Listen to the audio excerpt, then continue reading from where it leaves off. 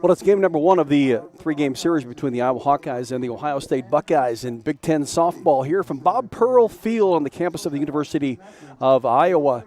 I'm Jerry Koala. It's an overcast day, a cool day, temperature right around 50 degrees, but winds at 10 to 20 out of the west-northwest, but certainly a very pleasant day to be able to play softball here today at the Bob Pearl Field. Hawkeyes coming in after being beaten by Nebraska in a doubleheader on Tuesday. And they also were in a 2-3 loss last weekend to Minnesota in that series. Then they were swept in the Maryland series, part of that, and the Wisconsin series. So Iowa comes in with a 1-10 Big Ten record and 18-20 overall, where the Ohio State Buckeyes come in with a 23-10 and 4-5 record. Ohio State is coming off of a non-conference win on Wednesday this week at 5-4. Prior to that, though, they were swept by Northwestern, and it's a very good Northwestern team that beat them 7-1, 9-8, and 12-3 in 6 innings. But it's a good Ohio State softball team that is receiving votes in the top 25 of the National Fast Pitch Coaches Association top 25. Had a chance to talk to head coach Renee Gillespie a few minutes ago, talking about coming out of the Nebraska doubleheader game on Tuesday and then coming into the Big Ten series with Ohio State today. Get ready for the first game of the three-game series between the Iowa Hawkeyes and the Ohio State Buckeyes, and head coach Renee Gillespie standing by. And, Coach, it's, I guess, nice to get back to some sense of normalcy the last couple of days after a full week last weekend and then 2 games at Nebraska on Tuesday. Yeah, it is nice to get back home and get back into our fans, and we're looking to have a good showing today. Doesn't seem like there's a lot, to take from the Nebraska doubleheader, especially in the first game loss at 14-1. But in game number 2, I think there were some bright spots in that, even though most people don't know that the 3 runs in the top of the 6th inning had to be erased. Yeah, we were doing really well in that game. I mean, there was a lot of fight in the players and coming back, and every inning we're scoring, trying to match up to what they were doing against us. And then in the 6th, we had that, 3-run series. Everybody was hitting well, and you could see us coming back in that situation. And then with the rain, the tornado warnings coming in and the rain hitting, I was just unable to be able to finish that. So it always goes back to the 5th inning. But that top of the 6th inning, with that signs of what you've seen out of this team, where they need to be consistently like that every time at the plate. Yeah, absolutely. I mean, we talk about that as not waiting until the 5th or 6th inning to make something happen and be able to be aggressive the first inning, being able to go after teams early, and that's what we talked about today. Is that we have to be more aggressive at the plate and being able to get those runs in early and not wait till later in the game. As we continue to promote players, Sophia Mara, so he came out of Des Moines Area Community College and the National Junior College Player of the Year last year. In your estimation, do you think that she has adjusted as well as she can so far to this level of softball? Yeah, I think anytime you come from a junior college, even from high school in a Division I, it's an adjustment period, and you see the first year is usually that adjustment period for most JC kids coming in. But Sophie's setting in. She's doing a great job. She's been kind of locking down second base for us, and now she's been seeing some time at shortstop. And she's just a fighter. That's what I love about her. And coming from DMAC, it's just a great national program and bringing a lot of great kids. So we know that she's going to be able to fight in every game, and she's been showing that. You like the combination of her being able to play second and shortstop, or maybe even another position? Yeah, she's so versatile. We've had her at third in a couple games, but we do like her versatility at shortstop. She's got a lot of range and got a good arm. So short and second's kind of where she's locked down the remainder of the season. What about at the plate, though, coaches? Obviously she's got a ways to go with that, but is she seemingly seeing the softball like she would, even with pitchers that are throwing a little bit harder? Yeah, I think it's a matter of just shortening her swing a little bit. We talked a little about that they're throwing 66, 67 up to 68 sometimes, and so the hitters have to be a little bit shorter of the ball, and we're working on that. She's been adjusting on that at the plate, but she's gone to a couple slaps here or there. Really been working on her slap and being able to get the ball in play, and I think she sees that outside pitch a little bit better when she slaps. So you might see a little little bit of her being a triple threat. All right, so we'll see if that happens today. Well, you get back right into the thick of things in a very difficult Big Ten schedule. It's a tough league as it is, and it's Ohio State coming in that might be kind of beginning to surge a little bit here. Yeah, Ohio State's just done a fantastic job. They have their lefty pitcher came in from Auburn. She's a graduate that was in the portal, so she's been winning a lot of games for Ohio State this year. And then they got a kid that came in from Hofstra that's really in their leadoff spot and has been doing a great job for them in that spot. So the portal's been good to Ohio State. They've taken advantage of that, and you're starting to see them really stepping up in the rankings. What about this Iowa team, this softball team, at least coming into game number 1, but with a 3-game series? What is it that you're encouraging them now to do? Yeah, it's just staying with what works. Being able to do one pitch at a time, not get ahead of ourselves. And we're such a young team. We always talk about how young we are. Eventually we have to figure that out. We have to be able to stay focused, be in the game, be one pitch at a time, and be able to do our best out there. And that's what we're working towards today, is just doing that one pitch. Coach. That is head coach Renee Gillespie as we get ready for game number 1 of the 3-game series between the Iowa Hawkeyes and the Ohio State Buckeyes. And they are young, but they are gaining some valuable experience at this Division I level. So it's interesting that the Hawks will continue to surge forward as they go through this season in game 1 here of this 3-game series between Ohio and Ohio State. Ladies and gentlemen, at this time we do ask that you stand and remove your hats as we honor America and those who protect it. Performing our national anthem is Eva Fisk. Oh, say, can you see by the dawn's early light what so proudly we hailed at the twilight's last gleaming, whose broad stripes and bright stars through the perilous fight o'er the ramparts we watched were so gallantly streaming, and the rocket's red glare, the bombs bursting in air, gave proof through the night that our flag was still there. Oh, say does that star-spangled banner yet wave o'er the land of the free and the home of the brave?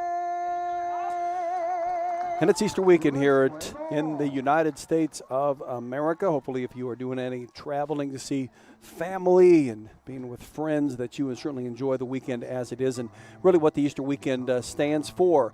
Nice to see the University of Iowa softball players as they get surrounded by a lot of the youth softball players from around the area, whether it be in Iowa City or Coralville or Tipton or West Liberty or Clear Creek, Amana, Tiffin, anywhere, even south down to Wellman or Riverside. It gives the enthusiasm to these youngsters a chance to come out and hang out with their idols, who are wearing the black jerseys today, black pant and black jersey, the Iowa Hawkeyes. So the Iowa Hawkeyes, as they come in today, Bradley Klosterman will lead it off for the Hawks when they're at the plate, which won't be right away. Playing center field, Nia Carter playing right field, batting second. Tristan Doster behind the plate, batting third. Kalena Burns is at first base and batting fourth. Denali Lecker is the designated player today. She's batting fifth. Sophia Maras is at shortstop today, batting sixth. Sammy Diaz at second base, batting seventh. Amber DeSena in the number 8 spot and playing third base. Riley Sheehy is out in left field today, and she's batting ninth. Devin Greer is in the circle for the Hawks here today. We'll get to her numbers here shortly, as she makes her 4th start of the season. She comes in with a 3-3 record. This is her 4th start, as I just mentioned. She does have 1 complete game. She's thrown 41 innings, given up 42 hits, 37 runs, 34 of them earned, 27 walks, 22 strikeouts. She'll be facing Melinda Wilkeson, a freshman, the right fielder, to start it off for the Ohio State Buckeyes. Again, Ohio State coming in at the 4-5 record. They're in the middle of the pack of the Big Ten. Iowa, with its 1-10 record, is at the very bottom of the Big Ten, a number 14 spot. But they've got Number of series coming up where they can change that. The top 12 teams go to the Big Ten Conference Tournament. That comes up in just under a month. So the first pitch en route to Melina Wilkeson, the freshman right fielder. She fouls it down the right field line. Melina with a .346 average, starting her 26th game and 30 played. She's down on the count at no balls and a strike on the freshman Devin Greer. The 0-1 now becomes 1 ball and 1 strike. Wilkeson with 28 hits and 81 at bats. She has 5 doubles, 3 triples, and 2 home runs. This is an Ohio State team that is a home run hitting team. Up to a couple of years ago, they were hitting no less than 57 home runs a year in 2015, 2016, 2017. No less than 57 in those years, and then the pandemic year hit, and then last year was different. Here is the 2-1 now that becomes 2 balls and 2 strikes to the leadoff hitter, Melina Wilkeson. In the last 21 games, Ohio State has hit 31 home runs, so they've got some power in those bats. Here's the 2-2 from Devin Greer, the freshman from Huntington Beach, California, and it's an off-speed pitch that Wilkeson will just get around and foul it down the first baseline. Melina Wilkeson is a freshman from Greensburg, Indiana. Won't be a lot of Iowans, Illinoisans on this Ohio State team. Here's the 2-2 that's lifted. It's a drifting foul on the first baseline and ends up bouncing on the seats in the stands. Not a big crowd today, as you can imagine. A little cool, a little breezy. It's Friday afternoon. It's Easter weekend. The Coralville Strip. Now a little bit of buzz as we're right at drive time, quitting time. Here's the 2-2 pitch from Devin Greer, one that's hit right back up through the circle. And Devin kind of knocked it down with her glove, but hit hard enough to get past Sophia Morris on her way to first base. And I believe they're going to rule that a hit for Melina Wilkeson. That is her 29th hit on the season. Leading hitter is Sam Hackenbracht.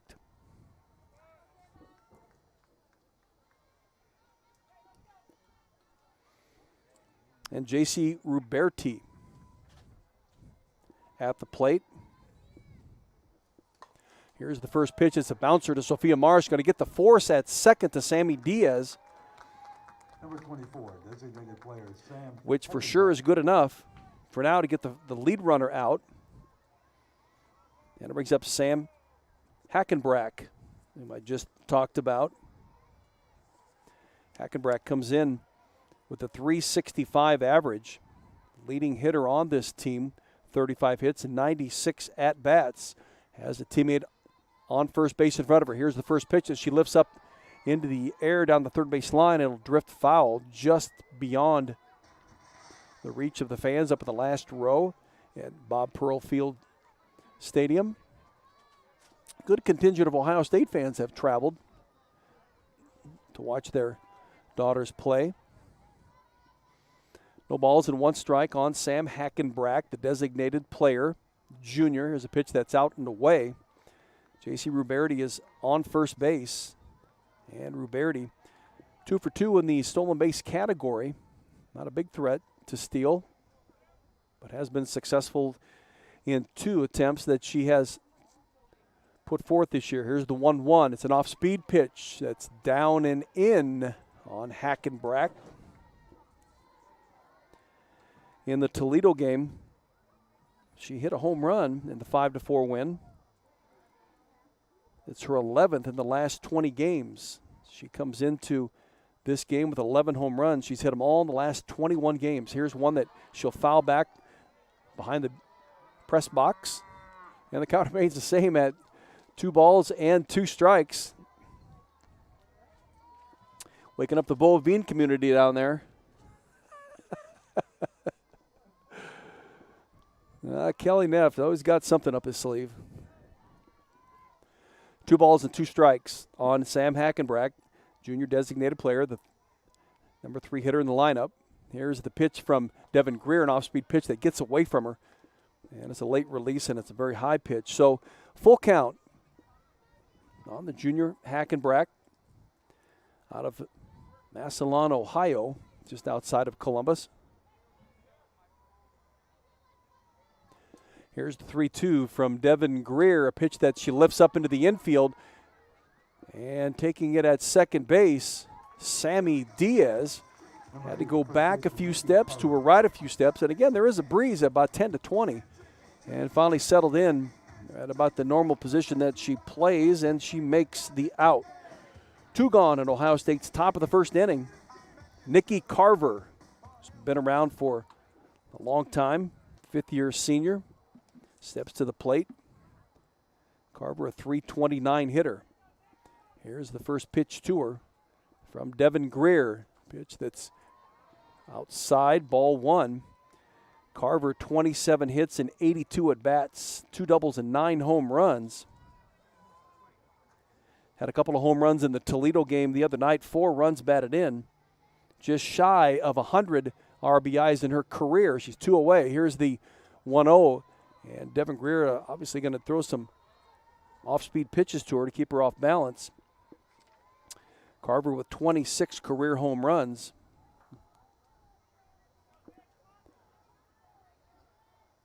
And ahead in the count of 2 balls and no strikes. Here is the 2-0 that she gets around on and dribble her down the third base line. Picked up by Amber DeSena. Low throw across the diamond, but Kalena Burns able to get it in that first baseman mitt. And the 3rd out of this top of the first inning. Ohio State gets a runner on, can't move her around. We go into the bottom of the first. We're scoreless between Iowa and Ohio State. This is Iowa Hawkeye softball from Learfield. Have you heard about this new type of television experience from Epson? It's called the Epic Vision Ultra Laser Projection TV. It combines a new type of laser projection technology along with a unique Epson Silverflex screen to produce an epic 120-inch 4K Pro UHD picture that's up to 4 times bigger than a traditional 60-inch TV. There's no better way to watch live sports, and watching Iowa basketball play live on this big, bright TV is simply awesome. If you're a sports fanatic like me, you need to check this new Epson TV out for yourself. Visit Epson.com/TV to learn more. Iowa City Tire and Service is a proud supporter of Hawkeye softball. Find them at 410 Kirkwood Avenue in Iowa City or online at ictire.com. Iowa City Tire, where service actually comes first. University of Iowa baseball in action tonight on the Big Ten Network, hosting the Minnesota Gophers in the first of a 3-game series. That's a 7 o'clock first pitch time. Minnesota coming in below Iowa in the standings. Iowa is in a 2-way tie for 5th place with Michigan with 3-3 records. Rutgers leads the Big Ten with an 8-1 record, followed by Illinois at 7-2. And then Maryland and Northwestern are tied for 3rd at 4-2. And then it's Iowa, Michigan tied for 5th with 3-3 records. Again, that's on the Big Ten Network tonight. 7 o'clock start time, Iowa and Minnesota in the Big Ten 3-game series. Bradley Klosterman will lead it off against Lexi Handley. Here's the first pitch from the tall, lanky left-hander, making her 16th start. 131 innings pitched, 93 hits, 55 runs, 46 of them earned.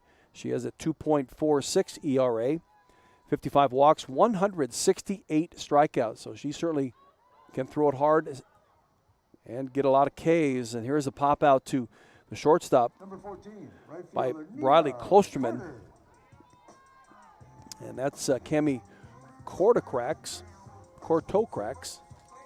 making the catch behind third base. So it's 1 out in Iowa's bottom of the first inning. Nia Carter steps to the plate, .431 hitter, leading the Hawkeyes in hitting. Here's the first pitch that she'll bunt, and racing down the first base line. And it looks like the throw coming from Handley to the second baseman to cover pulls off Caitlin Farley from first base, and so Nia Carter will make it. Had it been a perfect throw, she would have been nabbed by a stride. But as it is, she's at first base. What do you got, Sam? Gonna give her a base hit. And with one out, Nia Carter at first. It brings up Tristan Doster. Doster, the freshman catcher out of Fort Dodge. 314 hitter, 22 hits, and 70 at bats.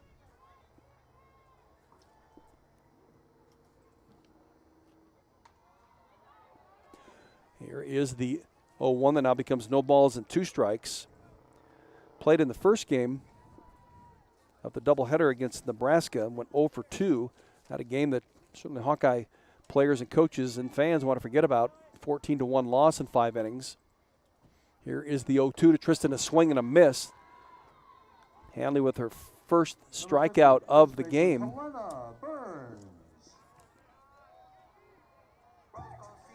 Hanley has a total of 490 career strikeouts. She's played 124 games, and not all of them at Ohio State. She's been at Akron, Auburn, and now at Ohio State. She was player of the week a few weeks ago. Here is Kalena Burns stepping to the batter's box. Number 4 hitter. She got Nia Carter still at first base. 2 outs. Iowa's bottom of the first inning. In the Nebraska series, she was 1 for 3. Hit a solo home run, the only run the Hawks had in that 14-1 loss. Here's the 0-1 to her from Hanley. One that hit out to right field. Nice line shot. Rounding second base and on her way to third is Nia Carter. She slides in safely. No throw attempt at her. Great single for Kalena Burns going with the pitch into the opposite field. And now the Hawks with runners at the corners. And Denali Lecker steps to the plate. Started as a designated player in the first game against Nebraska on Tuesday. Went 0 for 2. Everybody went 0 for. The Hawks only had 2 hits in that game anyway. She takes a cut here on Lexi Hanley and misses it. So it's strike 1.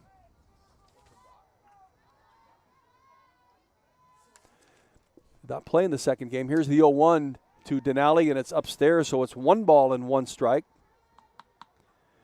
She started as a designated player in that first game, and she moved into the circle for 2/3 of an inning. Quickly was removed. 1 ball and 1 strike. Here's the pitch from Hanley, one that she rips at the third base line off the glove of the third baseman, but she knocks it down and not far away from her. She's able to pick it up as Mackenzie Bump gets it across the diamond for the out to Nikki Carver at first base on Denali Lecker. A line drive shot that's knocked down by Bump, picked up by Bump and across the diamond for out number 3. The Hawks get a couple runners on, can't move them across. We're still scoreless. We head into the top of the second inning. The Ohio State Buckeyes coming to bat. This is Iowa Hawkeye softball from Learfield.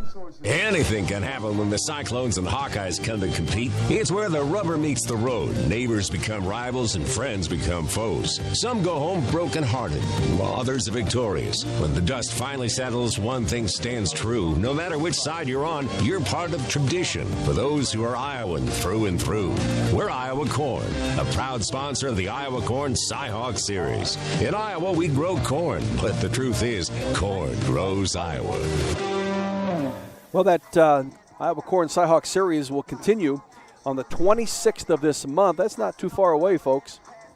It'll be a week from Tuesday where the Hawks will be heading out to Ames to square off against the Iowa State Cyclones in the annual battle between the Hawks and the Cyclones. The Iowa Corn Cy-Hawk Series will be a 4 o'clock start time. I have that broadcast for you a little before the hour of 4 o'clock. Move into the top of the second inning. And Mackenzie Bump, sophomore, steps to the plate. Sophomore third baseman made a really good play at the end of the Iowa at-bat.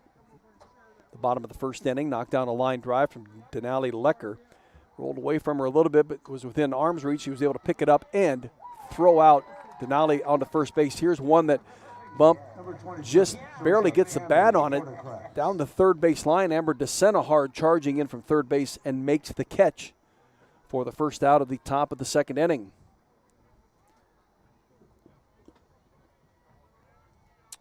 Brings up Cammie Core to cracks.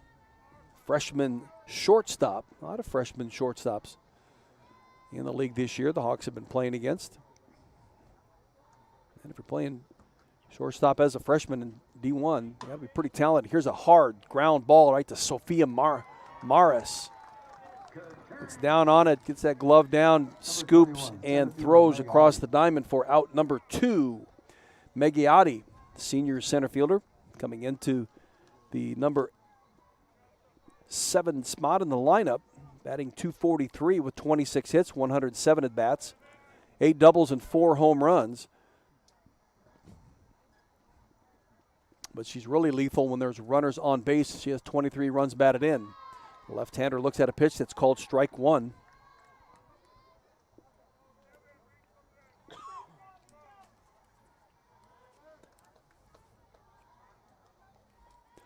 Devin Greer, the freshman from Huntington Beach, California, in the circle for the Hawks. Now she's ahead in the count at no balls and 2 strikes.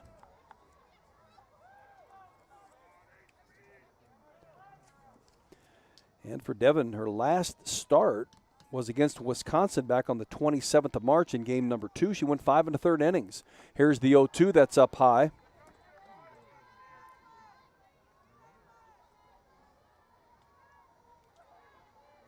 Did give up a number of hits, runs, 13 of them, 11 earned. She had 10 walks in the game and 4 strikeouts.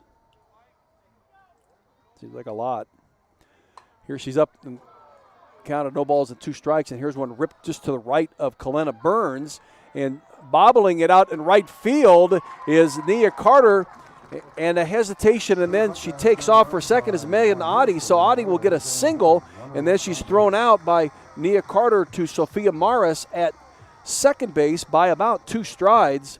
The Hawkeyes and the Buckeyes. And that ends the Ohio State Buckeyes here in the top of the second inning. Got a rip the base hit. So Nia Carter juggled it out in right field, but was able to make a strike throw to Sophia Maris at second base and get Oddie running towards second. We're scoreless. We head into the bottom of the second inning. It'll be a Sophia Maris, the number 6 hitter in the lineup for the Hawks when play resumes. This is Iowa Hawkeye softball from Learfield. Looking for a place to go before and after Hawkeye home games? Make a night of it at Graduate Iowa City Hotel. Take advantage of our in-house Topgolf Swing Suite for a full bar and a menu of American classics, and most importantly, a selection of exciting virtual games from favorites like golf, football, and baseball to more unique options like zombie dodgeball. Call 319-337-4058 for details and reservations at Graduate Iowa City Hotel. University of Iowa Sports Medicine delivers comprehensive care for competitive and recreational athletes of all ages. Our team of orthopedic surgeons, physicians, and specialists are committed to reducing pain and injury through our advanced training and experience. Same day, next day appointments available, no referral needed. Learn more by visiting uihc.org/sportsmedicine. University of Iowa Hospitals and Clinics sponsoring our radio game tomorrow on AM 800 KXIC. First pitch scheduled for 2. I'll take the air at about 10 minutes before the hour of 2 o'clock.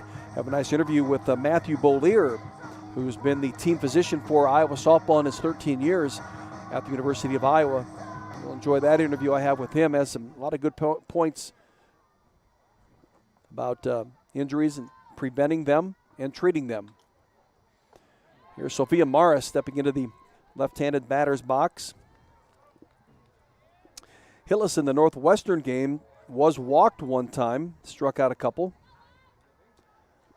On the season has 6 multi-hit games. Those were earlier. Here is the 0-1 that's upstairs. Is 1 ball and 1 strike. At about mid-season, from the Princeton game, February 26th, through the Memphis game, March 4th, she had 4 consecutive multi-hit games. And the Indiana State game was a 3-hit game.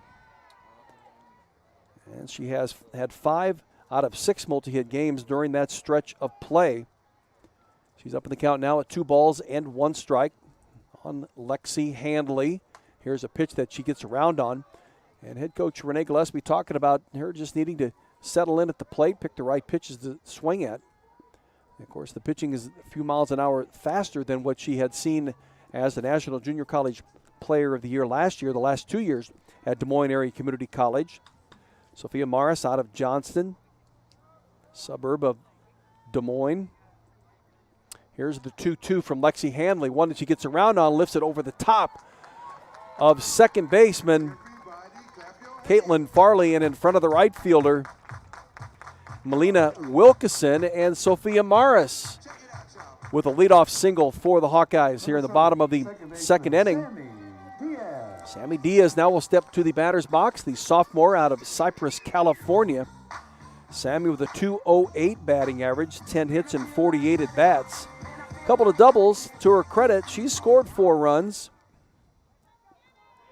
Played in the second game at Nebraska. Came in as a pinch hitter. She squares to bunt, pulls the bat back, and looks at strike one.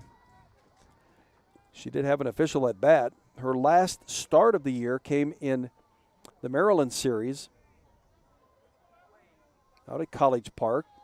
Started at second base, much like she's doing here tonight at second base. Been in the outfield, been a designated hitter. Yeah, but second place seems to be where she's settled in the most. Here she squares to bunt again and will foul it back into the backstop. So she's down on the count at no balls and 2 strikes. Sammy out of Cypress, California, southeast of Los Angeles. A year ago, 14 hits and 63 at-bats and a .222 average. Played 33 games, starting 26 of them. Here's the 0-2. She swings at and misses and is down on strikes. That is the second strikeout of the game for Lexi Handley. Again, as she closes in on 500 for her career. Now it's Amber DeSena. Handley, an imposing figure in the circle, 6'1". Got a long stride and good quick release. Here she throws one past Amber DeSena, but DeSena making a hard cut at it. Amber had a hit in the Nebraska series. She was 1 for 5. That hit came in the second game. It was a double. She did score a run. That was a game that the Hawks closed the gap to 8-6, and then the rains came and they had to call it off. Here is she squares to bunt, punts it up into the air, and the first baseman, Nikki Carver, racing down the line, had enough time to go towards the Ohio State dugout, snag it out of the air, and it's out number 2. Riley Sheehy, the number 9 hitter for the Hawks, senior, playing left field at the plate, .236 average, 13 hits and 55 at-bats. No extra base hits to her credit. She's got teammate Sophia Morris on at first base. Sophia with a leadoff single, and she has settled in there in the last 2 at-bats. If Riley can get on, it'll be back to the top of the order, and Riley Klosterman were scoreless at the bottom of the second inning. Here is the 1-0, one that Riley gets it around on and fouls it into the backstop. She was 0 for 2 in game 1 of the Nebraska doubleheader on Tuesday. A year ago, she had 8 multi-hit games, had an 8-game hitting streak going at one point. Here is the 1-1. High pitch that she holds up on. Nice check of that pitch. She ended last season with a 4-game hitting streak. She actually had hit safely in 12 of the last 15 games the Hawks played last year. Out of Newtown, Pennsylvania, which is just west of Trenton, New Jersey, and northern New Jersey. Northeast of Philly, about an hour. Here is the 2-1. It's now become 3 balls and 1 strike. See if the Hawks can get something going here with 2 outs. They've had a few 2-out rallies on the season.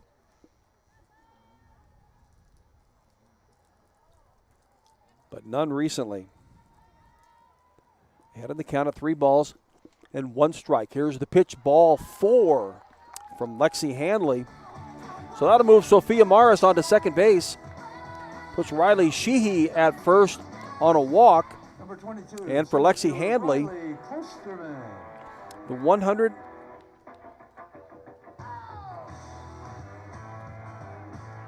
It is the 56th walk of the season for Handley. Brings up Riley Klosterman. Popped out to the shortstop, Cami quarter cracks.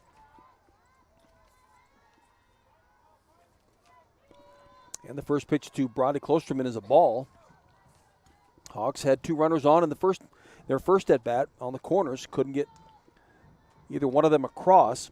Have runners at first and second with 2 out. Here's the 1-0 that gets away from the catcher, and the runners move up to second and third. Call it a pass ball until we get the official ruling on it. But Brodie ahead in the count now, 2 balls and no strikes.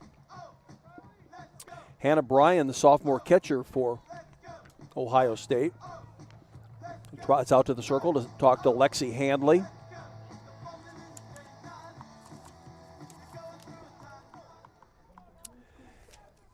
Handley not a Buckeye a year ago.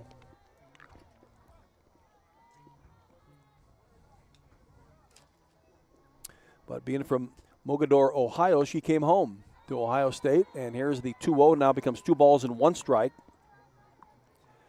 To the sophomore, Briley Klosterman, out of North Liberty, prepping at Iowa City Liberty High School.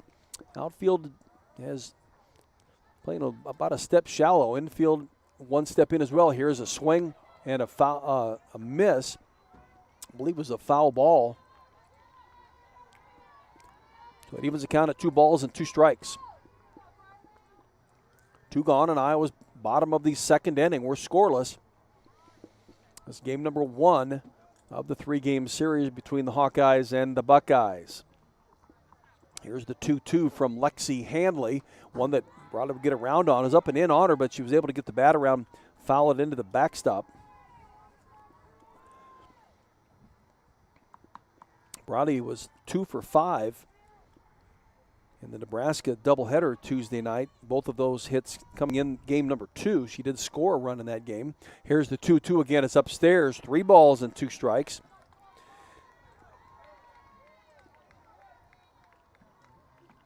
Giving her 7th multi-hit game of the year. All of them are 2-hit games. She's hit safely in 4 of her last 5 games, so she's kind of on a surge here. Here is the 3-2. It's up and away. And Brodie Klosterman will draw a walk to load up the bases. Back-to-back walks issued by Lexi Handley. And it brings up Nia Carter. Contact Carter, they call her. .431 average coming into the game.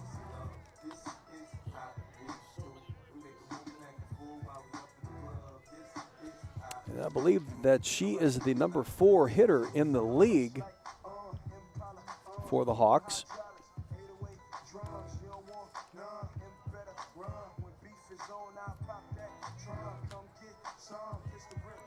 She's really been able to keep that average right around .430. She's 47 hits and 109 at bats.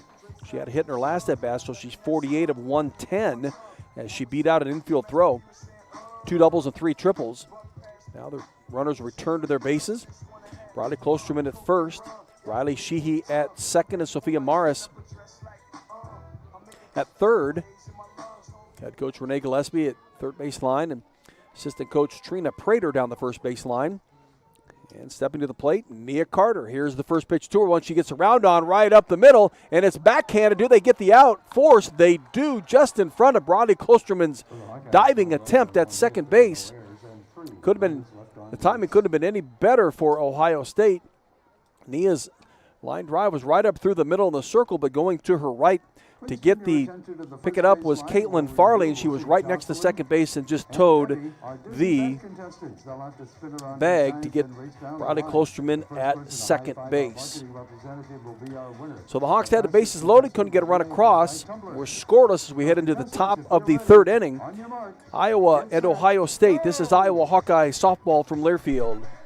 In Iowa, we grow corn, a lot of corn. We love seeing our farmers in the fields, and although they're perfect strangers, we know them. We know them by their equipment covered in dust. We know them by their work ethic, where days off don't exist. We know them by the way they wave, passing strangers alike on a 2-lane road. We know them in the midst of our kitchen as we prepare another family meal. In Iowa, we grow corn, but the truth is, corn grows Iowa. The Iowa corn farmers are proud to be on the sidelines for the Iowa Hawkeyes. Home of the Hawkeyes, Finkbine Golf Course and Bumps Restaurant is open for the 2022 golf season, featuring 18 holes of public golf at Finkbine, as well as handcrafted American fare. Stop by today to enjoy quality golf at Finkbine Golf Course and food at Bumps Restaurant. The Hawkeye men's golf team hosting the Hawkeye Invitational this weekend. Tomorrow ought to be a pretty nice day for golf. Sunday won't be as pleasant, but they'll still play. As we'll get a game in here tomorrow as well, and that, folks, might be moved to a doubleheader, but we'll talk more about that here as this game goes along. Here's a drive out to center field. More high than it is long by Hannah Bryan. Pushes Brody Klosterman back, and she makes the first catch.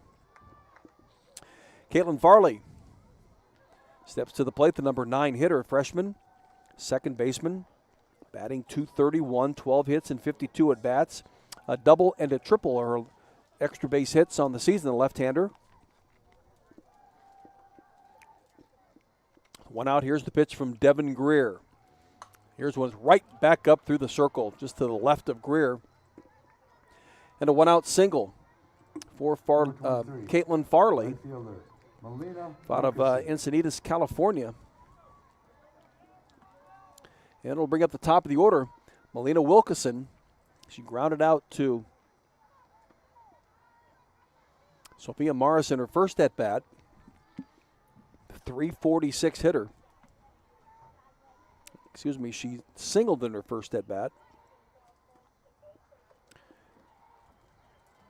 and was thrown out at second base, trying to stretch it into a double.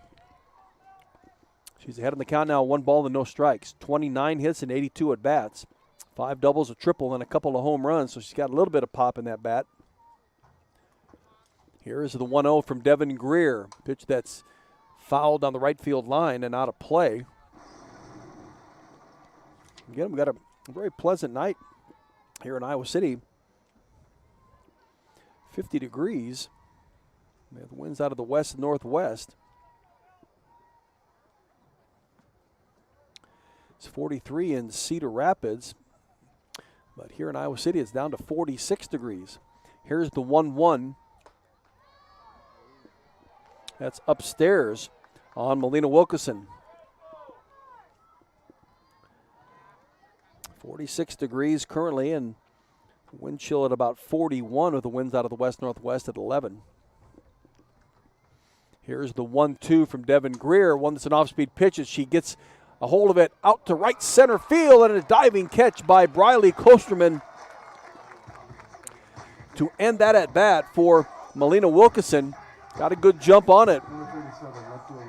Had to run a long ways for it, though, to her left, and just in front of Sophia Carter, making the catch. Brings up J.C. Ruberti. Ruberti reached on a fielder's choice in her first at-bat. Stranded there at first base, that back in the first inning. Devin Greer, the freshman, here's the first pitch to her, and it's a pitch that's down and away. When the Hawks come to bat in the bottom of the third inning, it'll be Tristan Doster leading it off, the freshman catcher from Fort Dodge. Got 2 outs here in Ohio State's top of the third. Here is the 1-0 that's down and away, so 2 balls and no strikes on Ruberti. J.C. Ruberti, a senior left fielder, 28 hits, 93 at bats, a .304 average. 2 doubles, 2 triples, and she's bashed a couple of home runs herself. Here is the 2-0 to her that's called strike one in the outside corner.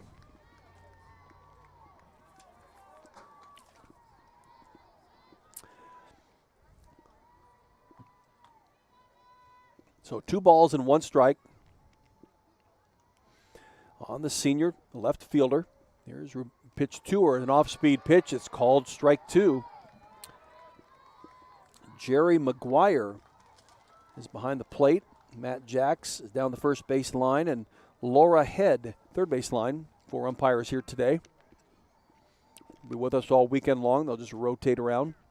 Here's the 2-2 from Devin Greer on the move out in left field, trying to make a diving catch is Riley Sheehy. She cannot come up with the catch. Makes a great effort to get it. Number 24, designated player Sam Hackenbrack. So that moves Farley over to third base.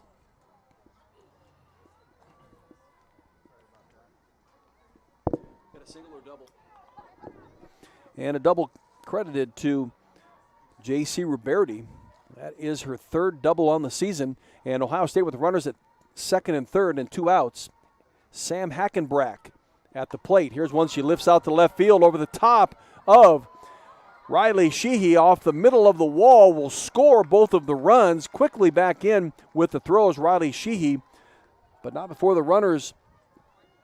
Caitlin Farley from third. Number 8, first baseman Nikki Carter. And J.C. Ruberti from second score on the 2 RBI single by Sam Hackenbrack. Hackenbrack, a .365 hitter coming in. She had popped up to Sammy Diaz in her first at-bat. Now we got Nikki Carver at the plate.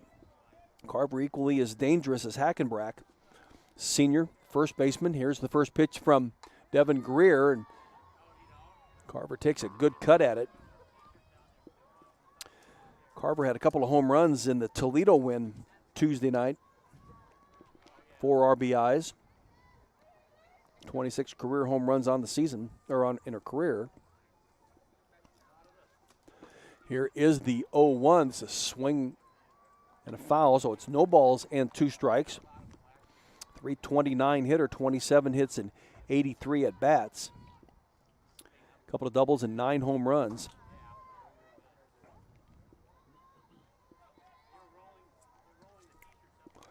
Here's the 0-2 from Greer. Carver with a swing, and she'll foul it down the first base line. Ohio State is a team with 34 home runs. Hackenbrack leads them in the category with 11. Carver with 9.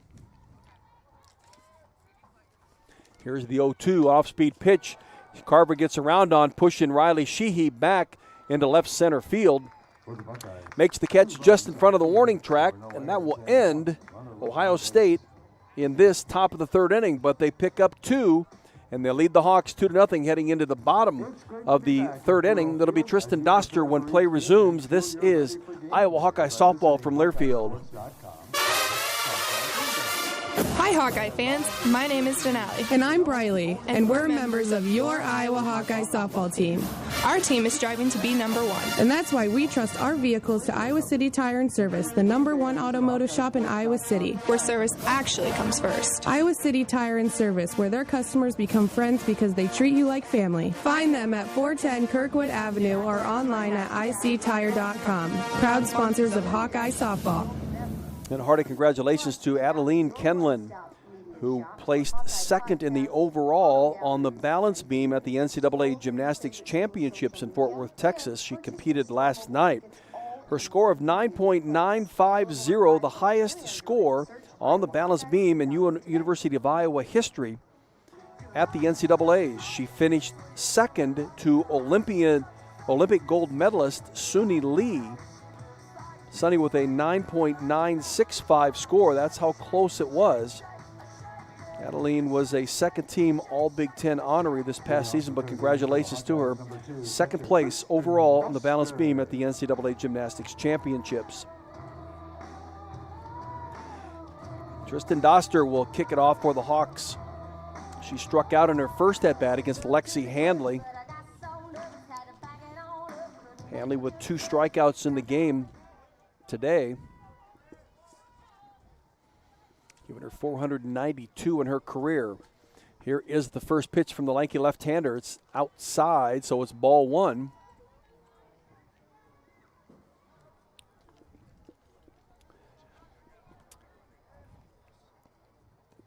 Tristan was 0 for 2 in the Nebraska doubleheader, did not play in game number 2. She caught game number 1. Here's the 1-0 to her. She swings at and misses. She had 2 hits in 9 at-bats in the Minnesota series. Had a short 4-game hitting streak. The last game against Maryland, where it was a 3-hit game. Here's the 1-1 to her. She swings at and misses. Now she's down on the count at a ball and 2 strikes. 3 hits in the Maryland third game. One was a 2-run home run. She had a single against Drake. She had single hits against Minnesota in games 1 and 2. Down in the count here to Lexi Hanley, now 1 ball and 2 strikes. Here's the pitch from the lefty, swing and a miss. And Tristan Doster struck out twice in this game. Kalena Burns now will step to the right-handed batter's box. Kalena having some success at the plate recently, heading into the Nebraska series. Had a 5-game hitting streak, picked up a hit in that game, so it was a 6-game hitting streak. That was a solo home run, and that quickly ended in game number 2, where she did not get a hit. Popped a couple of home runs in the first game of the Minnesota series, 2-run and 3-run home run, as the Hawks came from behind to win that game 9-8. That 1 week ago tonight. She's ahead in the count at 1 ball and no strikes with Lexi Hanley, left-hander, in the circle. Here's the pitch, and Kalena gets around on it and fouls it down the first base line.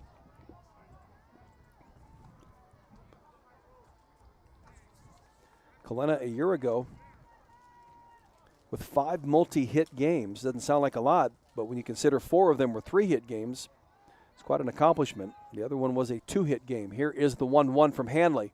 Pitch that's down and in, so it's 2 balls and 1 strike to the junior from Corona, California. That is just outside the Bay Area.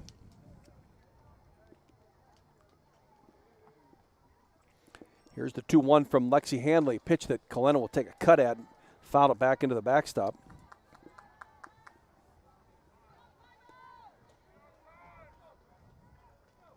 In her freshman season, the 2020 season, she had 8 multi-hit games.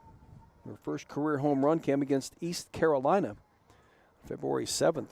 She's had 5 home runs on the season that year, 4 last year. And she has 3 of home runs this season. They've all come in the last week.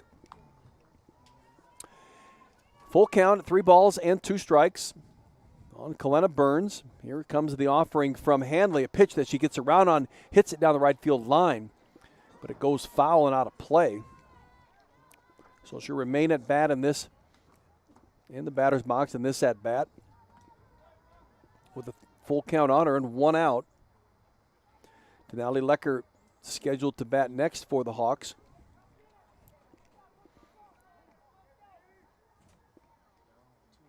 Kalena, 265 hitter, singled in her first at bat. Here's one out to right field and catching it right on the right field line about midway down. Number 5, Melina designated Wilkeson. player, Denali Lecker. So that's 2 gone in Iowa's bottom of the 3rd inning. It'll be Denali Lecker with 2 outs. Iowa trails Ohio State by the score of 2-0. Ohio State with 2 runs on 5 hits. They've committed an error. Iowa with no runs and 3 hits. The Hawks have had runners on base, even the bases loaded in their last at-bat. Couldn't get anybody across. Had 2 runners on in their first at-bat back in the bottom of the 1st. Couldn't get anybody across, so it's not as if they aren't putting on pressure on this Ohio State defense. See if Denali Lecker gets something started with 2 outs. Here's the pitch to her. That's down and away. 2 balls and no strikes on the sophomore out of Ogden.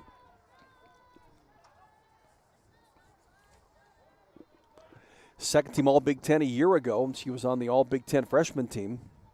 Had 10 multi-hit games as a freshman. Here is the 2-0 that she swings at and misses now. 2 balls and 1 strike.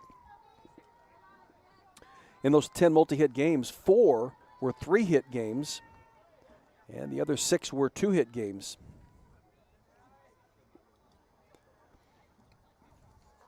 Here's the 2-1 to Denali Lecker. Pitch that's upstairs. 3 balls and 1 strike. Started as a designated player in Game 1 of the Nebraska doubleheader Tuesday night. Quickly moved over to pitching, and that was very short-lived. She had 2 at-bats, got nothing out of either one of those. Here is the 3-1 that now becomes 3 balls and 2 strikes as she fouls it back into the backstop. Didn't pitch a lot, very little a year ago as a freshman, as the Hawks had the 3 senior pitchers, and Sarah Lehman, Allison Ducey, and Lauren Shaw. But she's getting her fair share in the circle this year. Here is the 3-2. That's a swing and a miss. So for Lexi Handley, she now with 4 strikeouts in the game. 3 up, 3 down for the Hawks. They trail 2-0 as we head into the top of the 4th inning. It'll be the number 5 hitter, Mackenzie Bump, when play resumes. This is Iowa Hawkeye softball from Learfield. There's a sense of pride that comes from the life of a farmer. How many people can say they have a famous tan named after them, or be known for their wave when they drive past neighbors and strangers alike on a 2-lane road? Whether it's a farmer's tan or the farmer's wave, we are proud to be known for a lot of things. We feel that pride every night at the dinner table, knowing we feed our family and yours. Iowa Corn is proud to be on the sidelines cheering on the Iowa Hawkeyes. In Iowa, we grow corn, but the truth is corn grows Iowa. University of Iowa women's tennis defeated Michigan State last night 4-1. Number 2 singles player Barbara Pokorna was a winner, as was number 5 singles player Samantha Gillis and the 6th player Michelle Bacala. And the doubles teams of Samantha Mannix and Samantha Gillis and Marissa Schmidt and Vipasha Mayra also were winners. Iowa women's tennis hosting Michigan on Sunday. That'll be 11 a.m. start time. That is senior day for the University of Iowa women's tennis. Heading into the top of the 4th inning, Ohio State picked up 2 in the top of the 3rd. Mackenzie Bump, who popped up to Amber DeSena in her last at-bat. Left-hander working against Devin Greer. Here's the pitch that she swings at, and she'll dribble it down the first base line and foul, where Kalena Burns will scoop it up. No balls and 1 strike.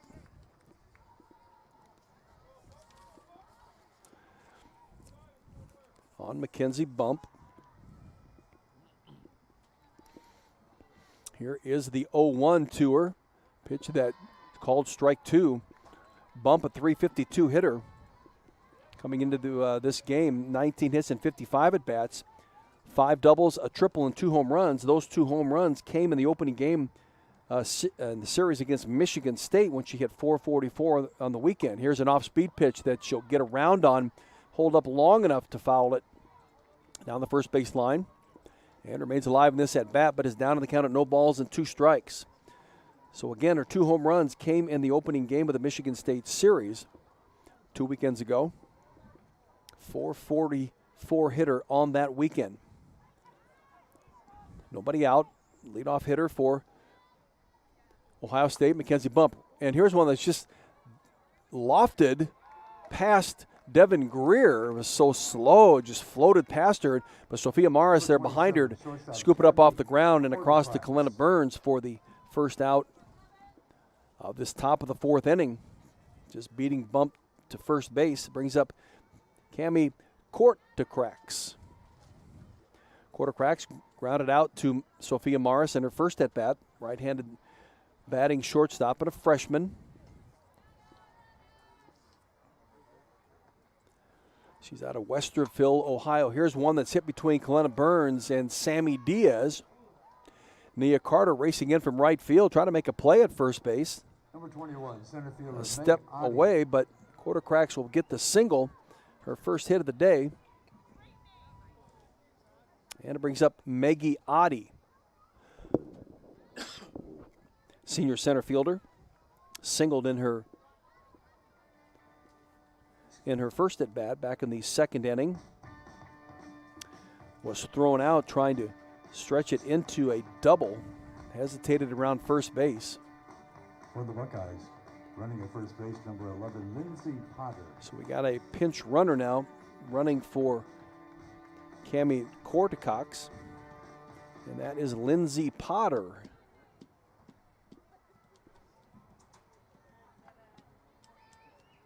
Pinch running here in the top of the 4th inning. At the plate, Maggie Oddie, left-handed hitter. Here is the first pitch to her. One laced right up to the middle, out to Briley Klosterman. It'll move Potter, that is, on to second base, and back-to-back base hits here in the top of the 4th inning. Hannah Bryan steps to the batter's box.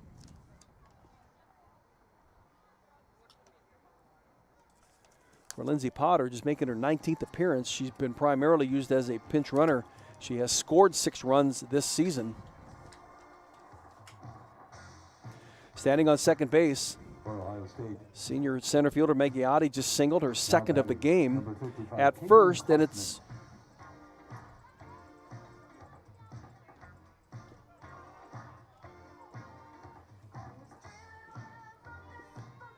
so we got a pinch hitter now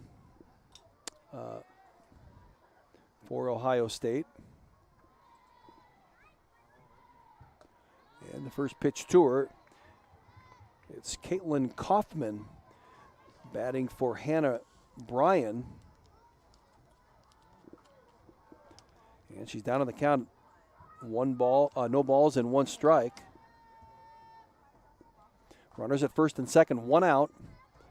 Caitlin Kaufman pinch hitting for Hannah Bryan. Here's one that gets away from the catcher, and that moves up the runners to second and third, removes the force on the play, on anything on the ground ball. Caitlin Kaufman making her 23rd appearance, is a .294 hitter with 10 hits and 34 at-bats. Has a double to her credit as for the extra base hit. She's got 7 RBIs. Certainly a contact hitter. Count even at 1-1. Runners move it up to second and third. 1 out. Here's one that she lifts out to right field over the top of Nia Carter. If it stays fair, it's a home run, and that it does. Got a pitch right across the plate. She got around on it quickly, and Caitlin Kaufman with a pinch hit 3-run home run in the top of the 4th inning to give Ohio State now a 5-0 lead.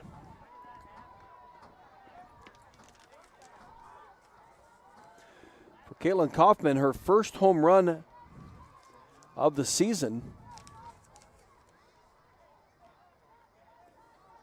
Had a home run a year ago. And in the 2020 season, pandemic-shortened season and 18 games played, did not hit a home run. But she's got a big one here in this game, game number 1. 3-run home run in the top of the 4th inning. Brings up Caitlin Farley, freshman second baseman. Devin Greer in the circle for the Hawks. 1 out. Bases are clear. Here is the pitch that she'll bunt, and it's picked up foul by Tristan Doster.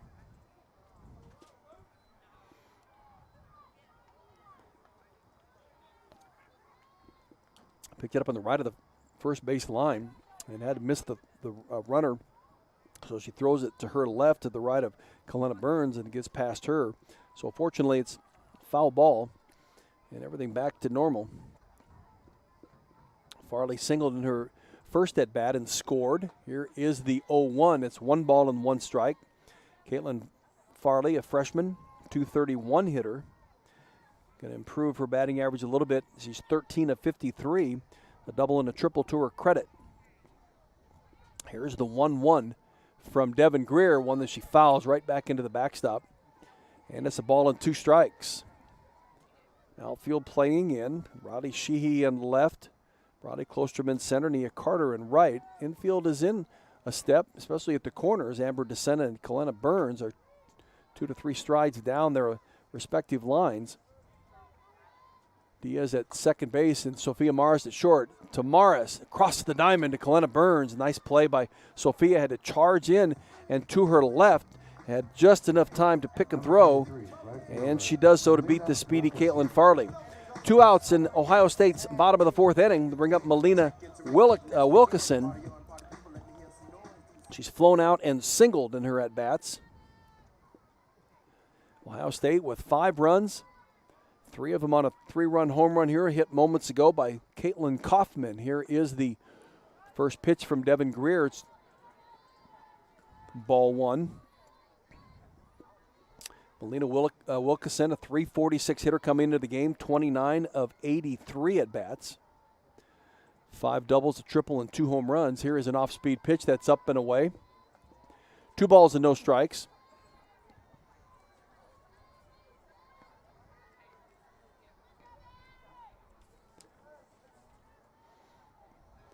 Here's the 2-0 from Devin Greer.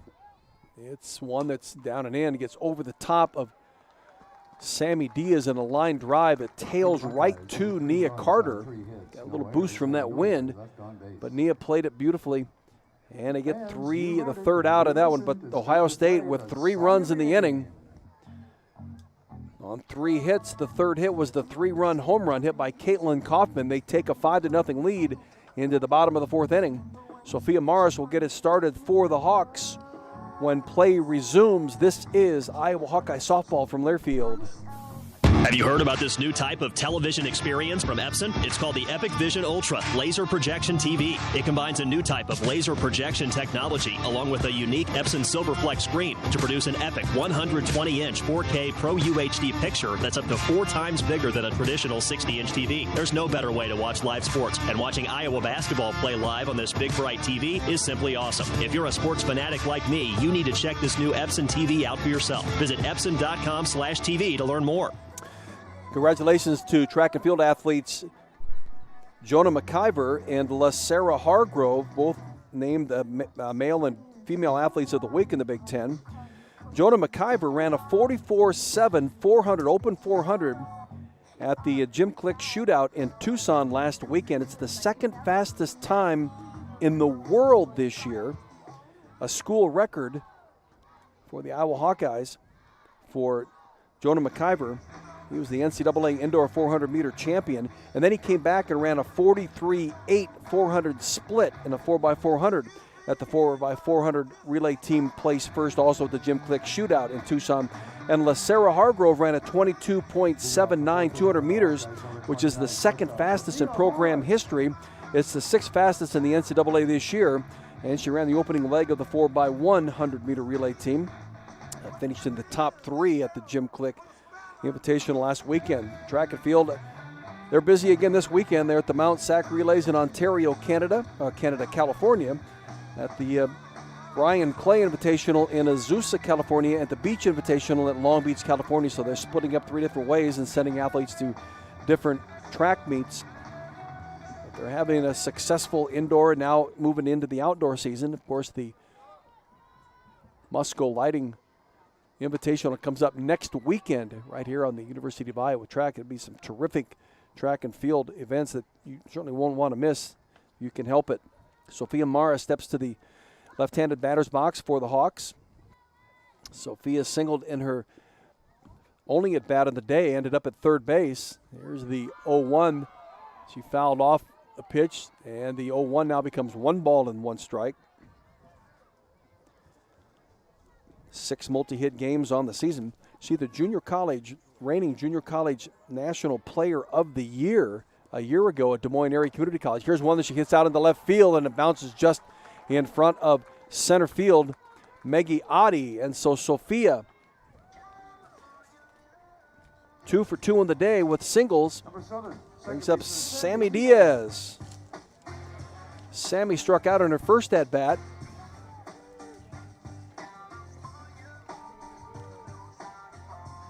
Her last start was at the Maryland series, and on Sunday, the 3rd game of that series, she was 0 for 1 in the day. Started at second base. Pinch hit against Drake, 0 for 1. Pinch hit in one of the games against Minnesota in the series. Here is the first pitch that's away.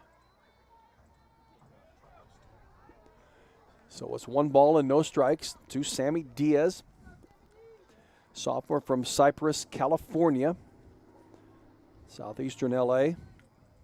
Here's the 1-0 to Sammy. Pitch that she takes a cut at and will miss. It was 1 ball and 1 strike.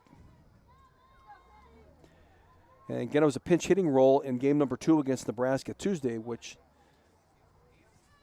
she had no result on that.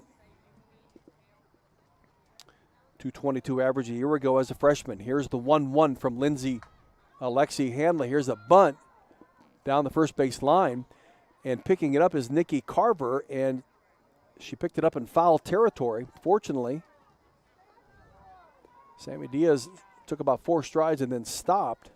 She wasn't going to allow her to be tagged easily, and then it became a foul ball. So it's 1 ball and 2 strikes on the sophomore Sammy Diaz. Sophia Morris at first. Here's the pitch to her that she'll foul back behind the backstop. Good cut by Sammy. Stay alive in this at-bat. Nobody out.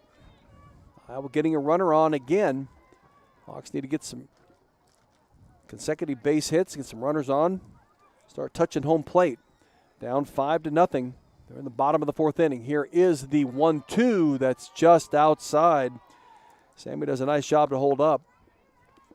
It'd be tough not to swing at that, even to foul it back. But Sammy does. Even count at 2 balls and 2 strikes. Here's the pitch from Lexi Hanley, a pitch that's upstairs, so it's 3-2. What was once a 1-2 count is now 3 balls and 2 strikes on Sammy Diaz. Diaz had success playing third base last year, too. Here's the 3-2 that she'll foul back into the backstop. As a matter of fact, all of her starts a year ago, 26 of them were all at third base. Actually played a pretty good third base a year ago. Committed 5 errors. Here's the 3-2 pitch that, again, she'll foul back into the backstop. Sammy Diaz hanging tough in this at-bat. Struck out in her first at-bat back in the 2nd inning. Coming in with a .208 batting average. Now 10 of 49. She's got a couple of doubles on the season. See if she can't get something out of this at-bat. 3 balls and 2 strikes. Here's the pitch from Hanley, a pitch that, again, Sammy Diaz will foul back behind the stands down the right field line at Bob Pearl Field. Now the sun has come out a little bit. Still fairly windy, about 10 to 20 miles an hour, but comfortable. They're playing softball tomorrow too. Sunday might be a different story. Here again, the 3-2 to Sammy Diaz, and she draws the walk. Excellent piece of hitting excellent at bat by Sammy Diaz. She fought off a number of pitches, fouled them off, and the final 3-2 pitch that she got was down and away. And she heads down to first base. That puts runners at first and second. Nobody out, and Amber DeSena at the plate. She popped up to Nikki Carver at first base and her first at-bat, that back in the 2nd inning. Here's the first pitch from Lexi Hanley, a pitch that DeSena will bunt but foul.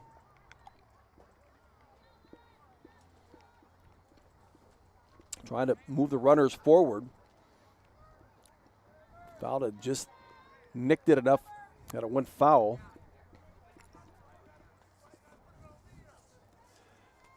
Amber with a .206 average. 13 hits and 64 at-bats. She has 5 doubles. The last double she had was in the Minnesota series of game number 2. Here's one that's fouled back just over top of the netting at the backstop. Was 1 for 5 in the Nebraska doubleheader Tuesday. That one hit was a double. She scored a run. That second game ended 8-3 in 5 innings. Iowa had scored 3 in the top of the 6th, and then the game was halted because of lightning, and then eventually just called off, so they had to go back to 5 full innings, and those 3 runs were wiped off the board. So it was an 8-3 game in 5 innings, a win for Nebraska on Tuesday.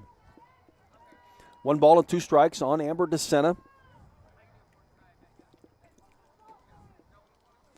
Starting pretty consistently at third base. Here's the 1-2 from Lexi Hanley, a pitch that gets away from the catcher. Now we don't have to worry about a bunt to move the runners. They've already moved up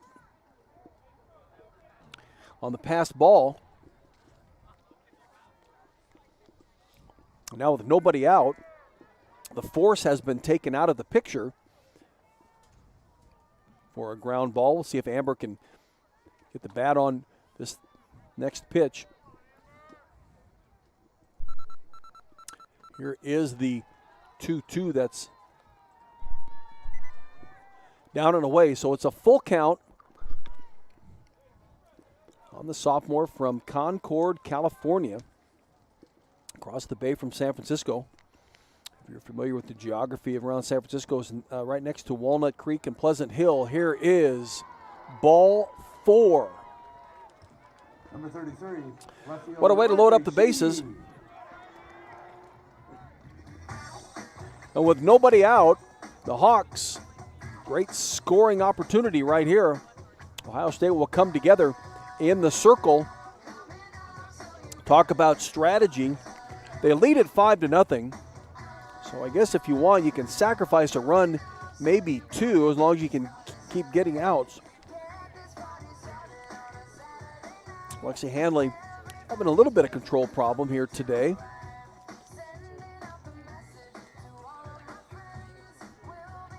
For the Hawkeyes, running at second base, number 21, Zoe Schulte.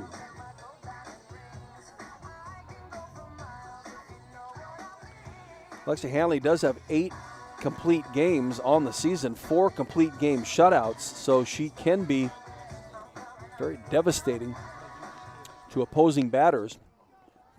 See what Riley Sheehy can do, the number 9 hitter, the senior. Here is the first pitch to her. She takes a cut at it, will bounce it foul down the first base line where Nikki Carver picks it up. Sheehy last year started and played in every game, all 44 of them in the 26 and 18 season. Batted .288 with 36 hits and 125 at-bats, 3 doubles and 2 triples, had 11 RBIs. So certainly a good contact hitter in the number 9 spot. Looks at a pitch that's up and away, so it's 1 ball and 1 strike. On the senior from Newtown, Pennsylvania. Started her collegiate career at the University of South Carolina upstate back in 2019. Here is a pitch, right, and it's just popped up to second base. Got around on a pitch. Center fielder Briley Closterman. Will hit it right to the second baseman. That is Caitlin Farley. So no place to double anybody. Amber DeSena will remain at first. Sammy Diaz at second and Sophia Morris at third. And 1 out brings up top of the order, Briley Closterman. Closterman walked in her last at-bat, singled in her first at-bat, 1 for 1 on the day. Here's the first pitch from Lexi Hanley, called strike 1 on the outside corner. Had 2 hits and 5 at-bats in the Nebraska doubleheader Tuesday, scored 1 run. That came in the second game. Here's the 0-1 from Hanley to Closterman, called strike 2 in the outside corner. That off-speed pitch is throwing Briley Closterman off a little bit. Briley started the season effective. She had hit safely in 8 of her first 9 games with 3 multi-hit games, all of them 2-hit games. And Kenai went on a 7-game hitless streak.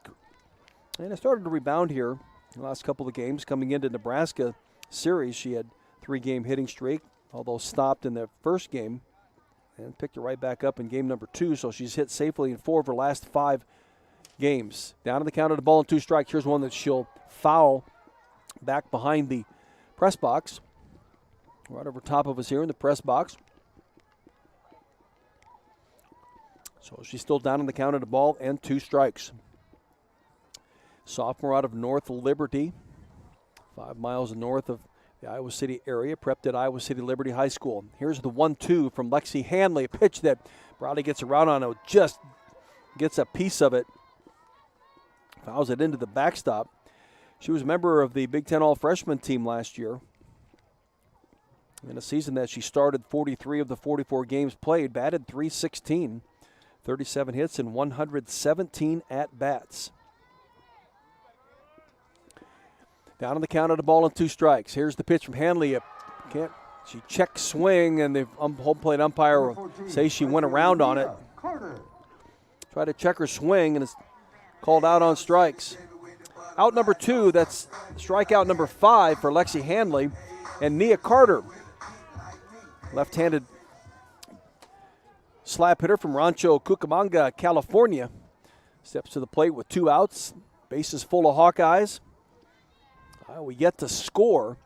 They had the bases loaded back in their bottom of the second inning and couldn't get any runners across. Here's the first pitch from Hanley, one that Nia will get around on and foul it into the backstop. First foul on the season.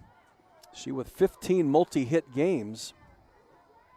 She has a 5-hit game that tied a school record back in the Memphis game. 3 other Hawkeyes had accomplished that. She was 5 for 5 in that game. Here's the 0-1 to her. That's upstairs, gets away from, actually hits the backstop and bounces right back to the catcher. For the Hawkeyes, no runs on 1 hit, no errors, and 2 runners. Zoe Schulte had come in to run for Sammy Diaz. Hawkeye fans, it's time for the Poncheros burrito. And when that ball went past the catcher, make sure to keep your eyes out for an Iowa softball. it hit the backstop, hit the wall of the backstop, and bounced right back to the catcher, so she didn't even have to move for it. By that time, Zoe Schulte is already halfway down between second and third, and so they get her out at second base. And that will end the Hawkeyes here in the bottom of the 4th inning. Unfortunate.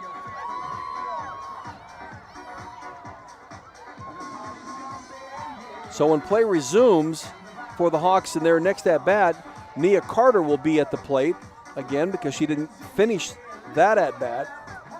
Will be the number 2 hitter. But in the meantime, we go into the top of the 5th inning of game number 1 of the 3-game series. Ohio State leads the Hawks by the score of 5-0. Going to be the number 2 hitter, J.C. Ruberti. When play resumes, this is Iowa Hawkeye softball from Learfield. Anything can happen when the Cyclones and Hawkeyes come to compete. It's where the rubber meets the road. Neighbors become rivals and friends become foes. Some go home broken-hearted, while others are victorious. When the dust finally settles, one thing stands true. No matter which side you're on, you're part of tradition. For those who are Iowan through and through, we're Iowa Corn, a proud sponsor of the Iowa Corn Cy-Hawk Series. In Iowa, we grow corn, but the truth is, corn grows Iowa. And the Cy-Hawk Series will continue on April 26th. That's a week from Tuesday when the Hawks will be playing at Iowa State in Ames. That is a 4 o'clock start time. Iowa City Tire and Service is a proud supporter of Hawkeye softball. Find them at 410 Kirkwood Avenue or online at ictire.com. Iowa City Tire, where service actually comes first. Well, the Hawks, again, with the bases loaded, had their chances, just couldn't get a clutch base hit. You get a runner across. Now pitching, number 41. Pitching for Iowa now is Emma Henderson, coming into the circle for Devin Greer here in the top of the 5th inning. Getting off the 5th inning for the Buckeyes, number 37. And it's J.C. Ruberti. Ruberti. Stepping to the plate, she is 1 for 2 on the day. She singled and scored in her last at-bat. Here's first pitch to her. She squares the bunt, pulls the bat back.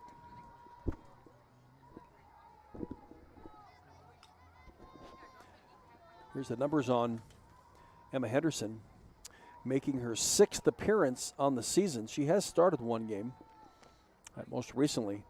Down on the count of the ball and no strikes on Ruberti. Here's one that's a bouncer right to Sammy Diaz. Takes an odd hop, but she's able to follow it, grab it, and make the throw over to Clevena Burns for out number 1. Henderson has thrown 7 1/3 innings on the season, giving up 18 hits, 15 runs, 9 of them earned, with an 8.59 ERA. She's walked a couple of batters and struck out but 1. Freshman from Battleground, Indiana, which is just outside of West Lafayette, Indiana, the home of the Purdue Boilermakers.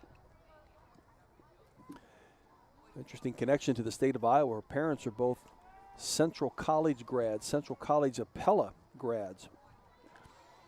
Down on the count at 1 ball and no strikes. Here's the pitch to Sam Hackenbrack, singled, a 2 RBI single in her last at bat, scoring Caitlin Farley and J.C. Ruberti to give Ohio State their first 2 runs of the game. They lead it now 5-0. 1 out. Here's the 2-0 from Emma Henderson, a pitch that called is outside, so it's 3 balls and no strikes. Emma has done a couple different things. She certainly has been at the plate quite a bit, 23 times this season. But her pitching, here is the 3-0 that is called strike one. She started in game 2 against Nebraska, going 1 in the third innings, gave up 5 hits, 4 runs, 3 of them were earned. She also pitched in game 1, going a full inning and giving up just 1 hit. Here is the 3-1 to Hackbart. It's to Sophia Morris, who tried to play the hop, going to her right. Trying to backhand it, can't come up with it, so a base hit now to Hackenbrack, her second of the day. That brings up Nikki Carver. Carver 0 for 2. 329 hitter coming into the game, 27 now of 84. 2 hits, 9 home runs, so she's got some long ball pop in that bat. I'll have to be careful with her, especially with Emma in the circle. Emma's longest outing came against Maryland on the game on Sunday, April 2nd. 3.2 innings, 3 2/3 innings. She went 8 hits, 4 runs, 4 of them were earned. Here is the first pitch to Carver. That's off the plate, so it's ball 1.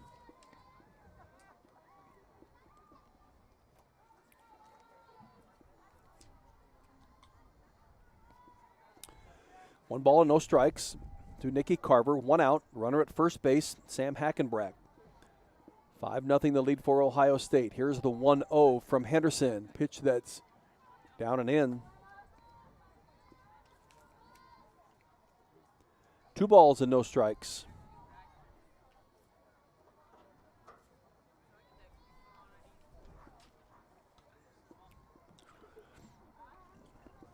See if the Hawks can make a defensive play here.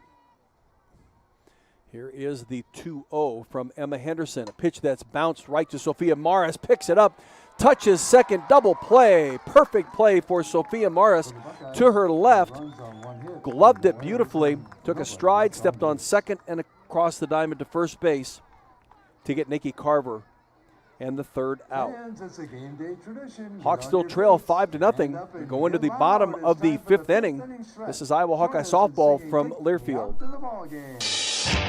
Looking for a place to go before and after Hawkeye home games? Make a night of it at Graduate Iowa City Hotel. Take advantage of our in-house Topgolf Swing Suite for a full bar and a menu of American classics, and most importantly, a selection of exciting virtual games from favorites like golf, football, and baseball to more unique options like zombie dodgeball. Call 319-337-4058 for details and reservations at Graduate Iowa City Hotel.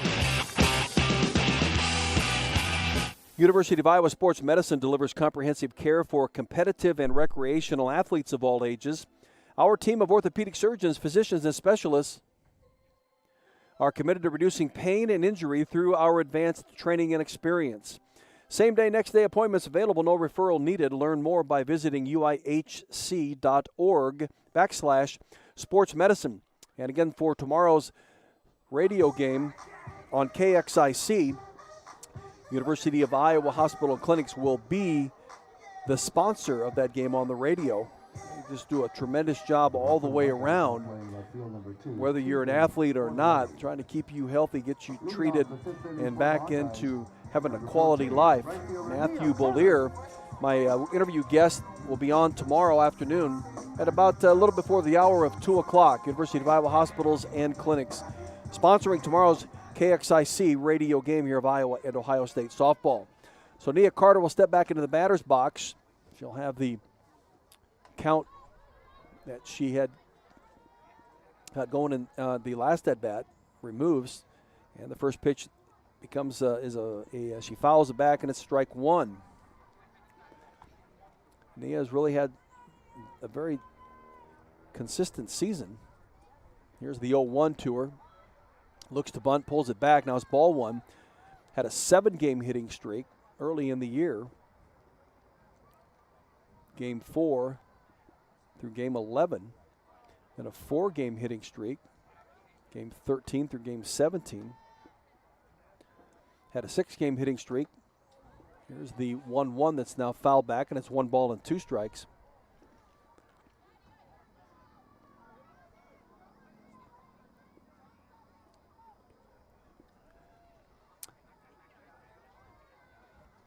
So she's hit safely 26 of 38 games that she's played in. Here is the 1-2 that she hits to the right of the second baseman. Will they get her at first? No, they don't. And the catcher doing a nice job of running down the first base line to get that errant throw that got away from Nikki Carver at first base, right to her, and on the run throws a bullet right to the shortstop at second base, and they get Nia Carter diving into second. She'll be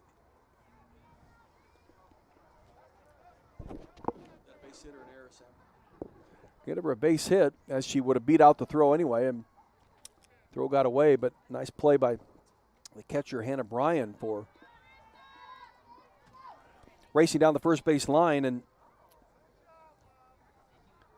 being there to retrieve the ball and get it to second base to get Nia Carter. 1 out in Iowa's bottom of the 5th inning. Here is Tristan Doster. No, it's Marissa Peak batting for Tristan Doster. I would assume that we'll see Marissa put the catcher's gear on, catch the rest of this game. She's down on the count of no balls and 2 strikes, though. Here's a pitch that she swings at and misses. That's the 6th strikeout of the game for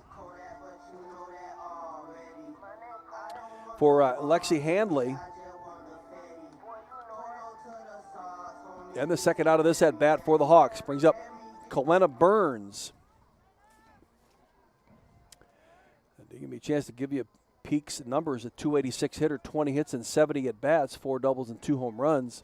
But Lexi Handley takes her down to 3 pitches. Here's the first pitch to Kalena Burns, a hard shot to second base, handled, and then trying to get it from the glove to her open hand. Caitlin Farley loses control of it, and going to be an error on the second baseman. That was a hard shot on the ground to her left. She picked it up, trying to exchange it from glove to hand, and lost control of it and allowed Kalena Burns to get to first base. So Kate Claypool will come in and run for Kalena Burns. Claypool making her 20th appearance. She does have 7 at-bats to her credit. 3 runs she has scored 3 runs, been used as a pinch runner as well on the season. And now it's Denali Lecker at the plate for the Hawks, facing Lexi Handley. Here's the first pitch to her that's down and away. So Kate Claypool didn't play in the Nebraska doubleheader Tuesday. She last played, pinch ran against Minnesota in the Saturday game and scored a run. She's played left field in the first game, had 2 at-bats with no result in them.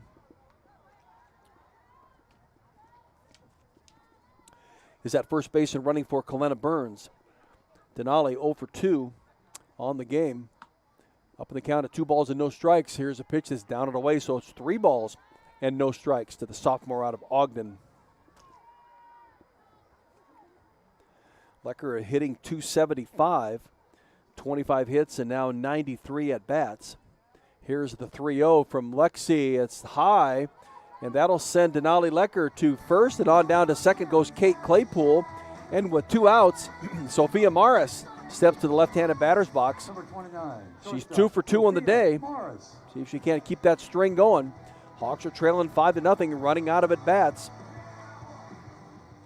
Need to get it going here. Sophia, junior from Johnston, made her way to the University of Iowa via Des Moines Area Community College, the National Junior College Player of the Year last year. Looks at the first pitch that's up and away. So Lexi Handley having some trouble with control here in this bottom of the 5th inning. She's pitched to scatter 5 Iowa hits. Iowa's had the bases loaded 2 different times, in 2 different innings, unable to get anything across. And now Sophia Morris is ahead of the count at 2 balls and no strikes. Sophia's last multi-hit game was against Memphis back on the 4th of March when she was 2 for 4 with a run scored and an RBI. Here's the 2-0 to her that she takes a cut at and misses. She knew that she was going to get a pitch to hit and can't connect. Playing shortstop here today, has been primarily playing second base all season, but has been playing a little bit more shortstop here recently. 2 balls and 1 strike. Here's the pitch that's upstairs. 3 balls and 1 strike. 2 out in Iowa's bottom of the 5th. Denali Lecker just drew a walk at first. Kate Claypool running for Kalena Burns now at second base. Here's the 3-1, and Sophia will get around on it and foul it back behind the backstop, behind the press box here. So it's a full count now on the junior from Johnston. Led National Junior College in 6 different offensive categories last year in runs with 105, hits with 117, home runs with 29, RBIs with 92, total bases at 234. She had 40 walks, which led the nation last year in junior college. Here's the 3-2, a pitch that's hit right at second base, bobbled. The second error on the day in this at-bat for Iowa, Caitlin Farley had a hit right at her, but she went down to field it, and it bounced off of the heel of her glove. Moves the runners up now to first, second, and third. And again, for the 3rd time in this game, in separate at-bats, Iowa will have the bases loaded with 2 outs. At the plate, Sammy Diaz has the bat. She's in the huddle talking strategy with head coach Renee Gillespie, as is Ohio State's defensive crew in the circle. See if Sammy can come through in this situation. Sammy walked in her last at-bat, ended up at second base. She struck out on her first at-bat, so 0 for 1 on the day. 10 of 49 hitting coming in, a 2.08 average. Couple of doubles to her credit. Certainly capable of hitting the softball. She gets the right pitch to hit. Had 14 hits a year ago in her freshman year. Here's the first pitch from Lexi Hanley, a pitch that is called strike 1 in the outside corner. Hanley had been having some trouble with control. Now Sammy makes sure she throws a strike.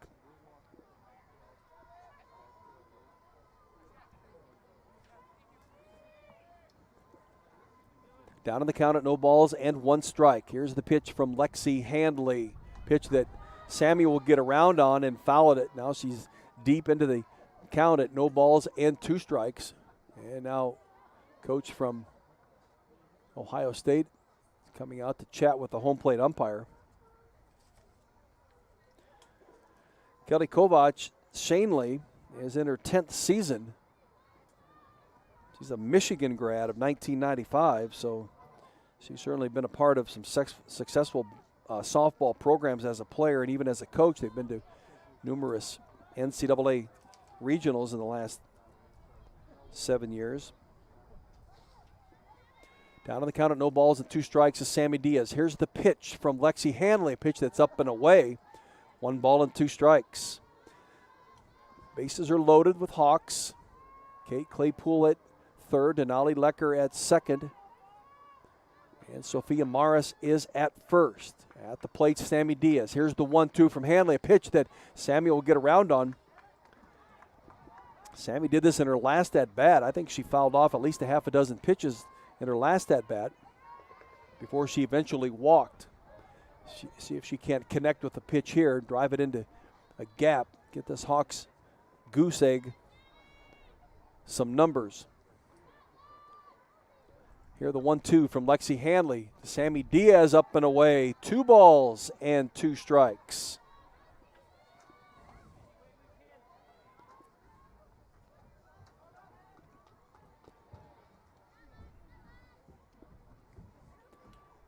Wind's picking up here a little bit. The sun's gone under. When that happens, that wind picks up a little more. Here's the 2-2 that she'll bounce right to first base. Nikki Carver played it right off of her shoulder into her glove. And again, the Hawks have the bases loaded, can't get any runs across, and will go into the top of the 6th inning, trailing 5-0. When Ohio State comes to bat, it'll be Mackenzie Bump, the number 5 hitter for Ohio State when play resumes. 5-0 Ohio State in Game 1 of the 3-game series. This is Iowa Hawkeye softball from Learfield. In Iowa, we grow corn, a lot of corn. We love seeing our farmers in the fields, and although they're perfect strangers, we know them. We know them by their equipment covered in dust. We know them by their work ethic, where days off don't exist. We know them by the way they wave, passing strangers alike on a 2-lane road. We know them in the midst of our kitchen as we prepare another family meal. In Iowa, we grow corn, but the truth is, corn grows Iowa. The Iowa corn farmers are proud to be on the sidelines for the Iowa Hawkeyes. Home of the Hawkeyes, Finkmine Golf Course and Bumps Restaurant is open for the 2022 golf season, featuring 18 holes of public golf at the beautifully manicured Finkmine Golf Course, as well as handcrafted American fare. Stop by today to enjoy quality golf and food at Bumps Restaurant. And the Hawkeye men's golf team hosting the Hawkeye Invitational this weekend. That'll start bright and early tomorrow morning at 7:30. And they'll try to get through Sunday as well. Sunday doesn't look to be too promising of day, high of 43 with a 50% chance of rain, maybe mixing with snow showers, but nevertheless, it goes on. That's this weekend. That's Hawkeye, Finkmine Golf Course and Bumps Restaurant. Well, we move into the top of the 6th inning. Mackenzie Bump at the plate. She has grounded out and popped out. 0 for 2 in the day. Here is the first pitch from Emma Henderson. And Bump. First pitch drives one between Kalena Burns and to the left of Sammy Diaz, and is on with her first hit of the day. Number 27, shortstop Cami Quartercrack. So Cami Quartercracks will step into the right-handed batter's box. Singled and scored on the 3-run home run hit by Caitlin Kaufman in their last at-bat, that back in the 4th inning, to give them the 5-0 lead. Working now on Emma Henderson. Here's the first pitch from Emma. And it's a pitch that's out and away. Ohio State with double-digit hits with 10 on the day, and even though they've committed 3 errors, Iowa just unable to get any runs across. 3 different times, 3 different at-bats, having the bases loaded and unable to get a run. Here's the 1-0 from Emma Henderson to Quartercracks, a pitch that's down and in, so it's 2 balls and no strikes.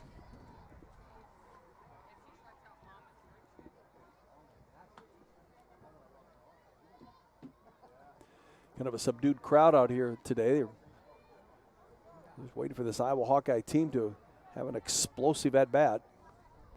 You can get up and get cheering. Here's the 2-0 from Emma Henderson, a pitch that's down and away, so 3 balls and no strikes. Mackenzie Bump just singled on first base. Quartercracks, a .303 hitter, the freshman shortstop. 27 hits now in 28 hits in 91 at-bats. Here's the 3-0, a pitch that's called strike 1. Emma had to come straight to her. So it's 3 balls and 1 strike on the freshman shortstop.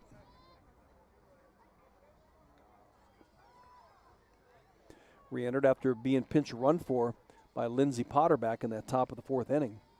Here is the 3-1. That's outside, ball 4. So for Emma Henderson,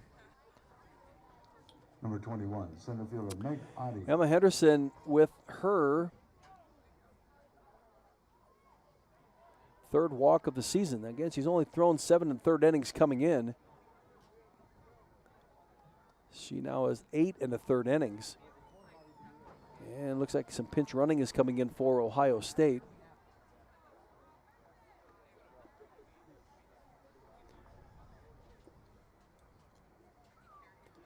And maybe not. I guess Quartercracks is still standing on first base. So runners at first and second, nobody out. And at the plate is Maggie Oddie. She singled and scored, and there will be a pinch runner coming in. For Ohio State. And it looks like it is Kirsten Eppley will come in and run for Mackenzie Bump. Eppley.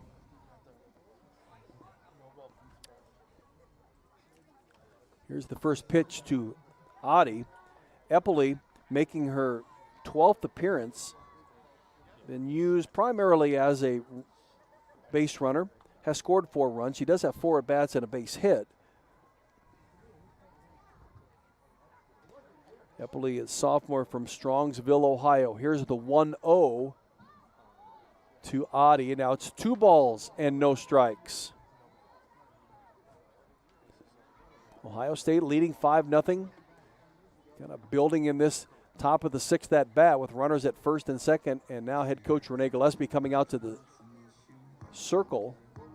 And all the Ohio State offenders are down the third base line and having a conversation. Nia Carter running all the way in from right field, going to get rid of her sunglasses.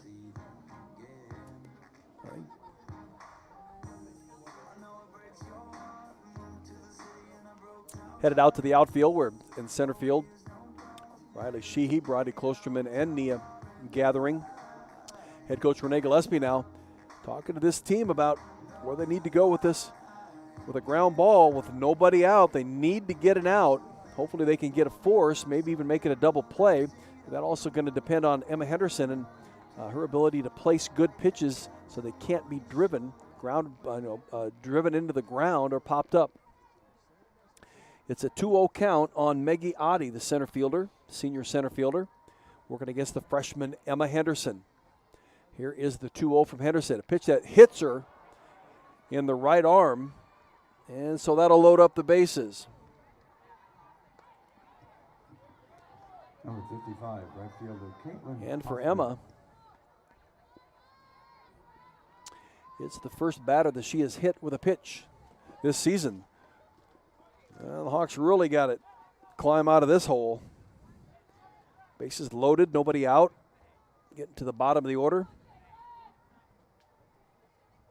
Caitlin Kaufman now will come to the plate, hit a 3-run home run in her last at-bat. She's got the bases loaded. That home run that she hit, though, came against Devin Greer. And now head coach Renee Gillespie. She's going to make a move in the circle. Denali Lecker will come out of the dugout. And Denali's going to pitch to Caitlin Kaufman. For the Hawkeyes, now pitching, number 5, Denali Lecker. So for Denali, she pitched 2/3 of an inning in game 1 against Nebraska Tuesday.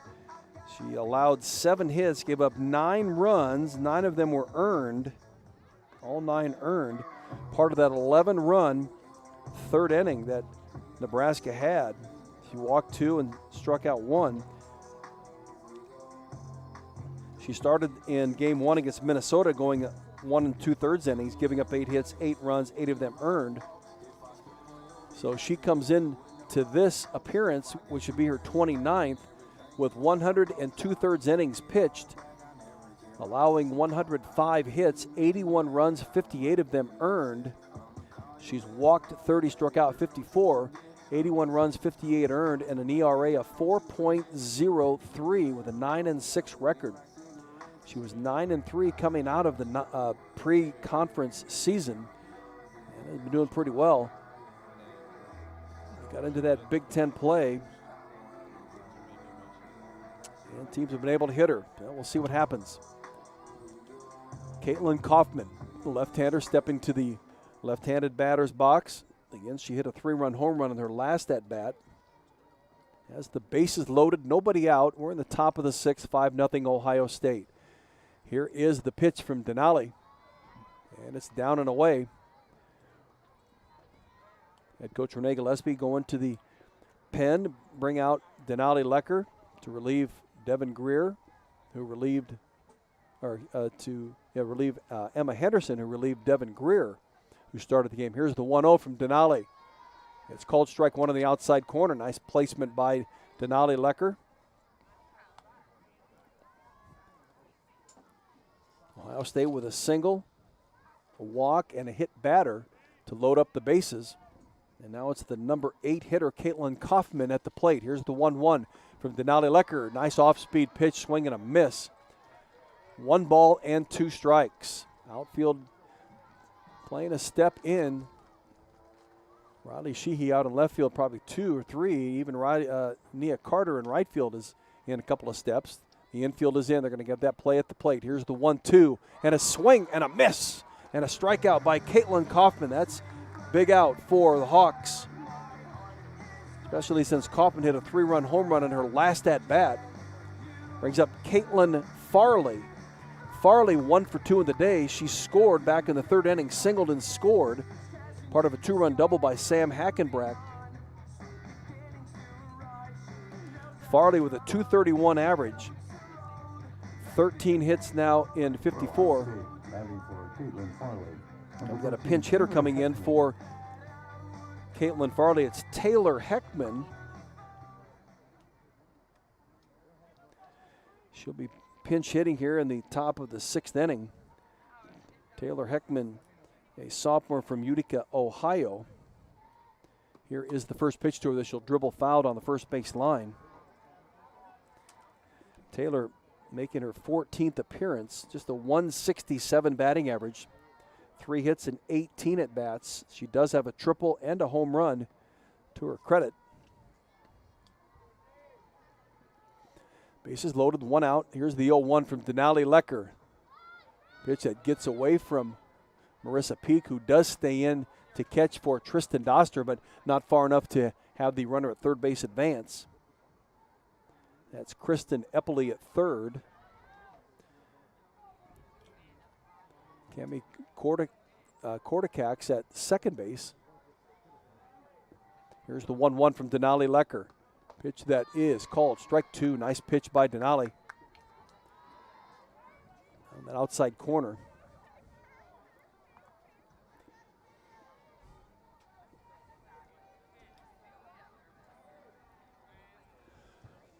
Bases are loaded with Buckeyes. Here's the 1-2 from Denali Lecker. A pitch that's lined in the air to Sammy Diaz, and they're going to double off the runner at first base.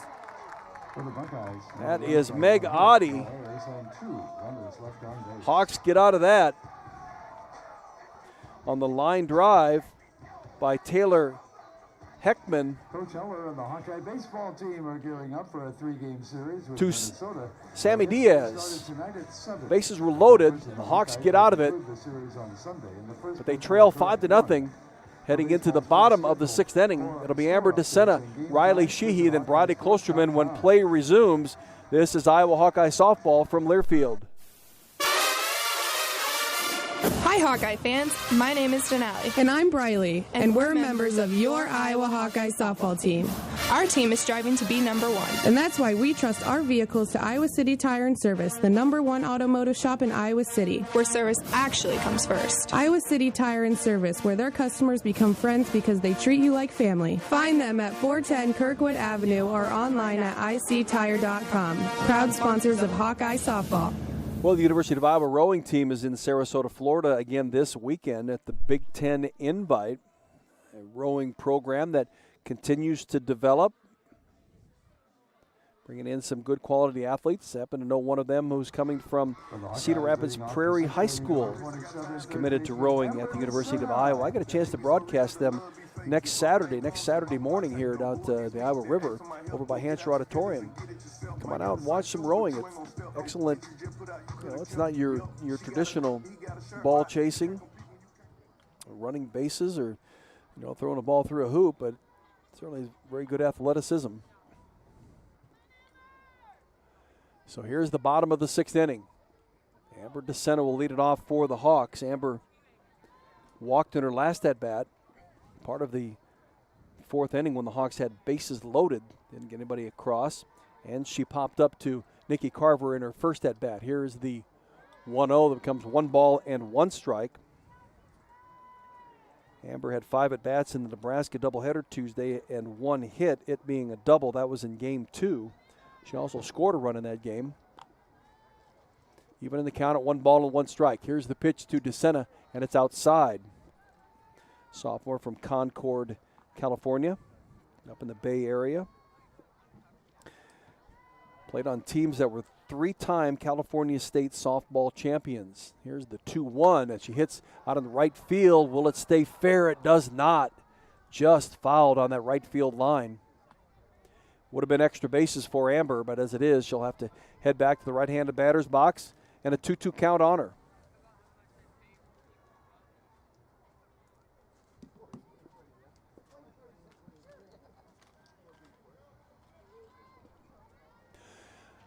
Lexi Hanley in the circle for Ohio State. Here's the 2-2 from her to Amber DeSena, and a swing and a miss.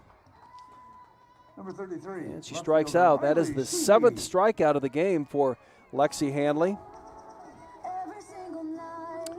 And again, Hanley on the season in her last 20 games. In the last 20 games Ohio State has played, she has 8 complete games pitched, 4 of them shutouts.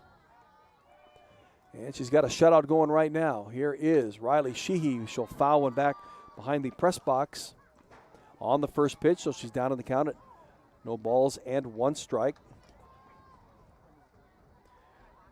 Riley hit it into the Nebraska doubleheader, had hit safely in 3 of her last 5 games with a multi-hit game at Maryland back on Friday, April 1st. Here's the 0-1 to her. She'll hit down the left field line and just out of the reach of third base, Mackenzie Bump, but it goes fouled on that left field line. Hawks just can't keep those opportunistic hits inside the fair territory. They're just shy by a few feet. Cerati down in the count at no balls and 2 strikes. She's 0 for 1 on the day she walked in her first at bat. Here's the 0-2 that now becomes 1 ball and 2 strikes. 1 out in Iowa's bottom of the 6th inning. It's Ohio State 5, Iowa 0. Ohio State with 2 runs in the 3rd and 3 more in the 4th on a 3-run home run. Here's the 1-2 from Lexi Hanley, a pitch that Riley looks at and sees it high and elects not to swing. Ball 2, 2-2.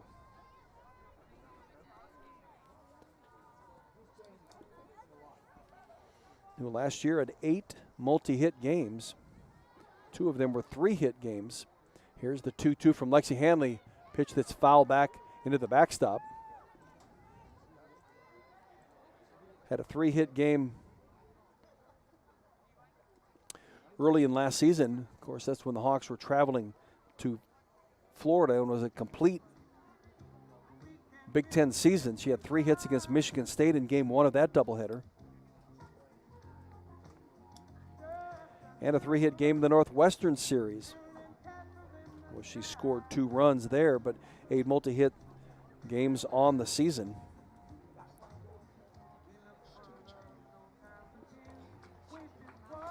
She had a nursing major here at the University of Iowa.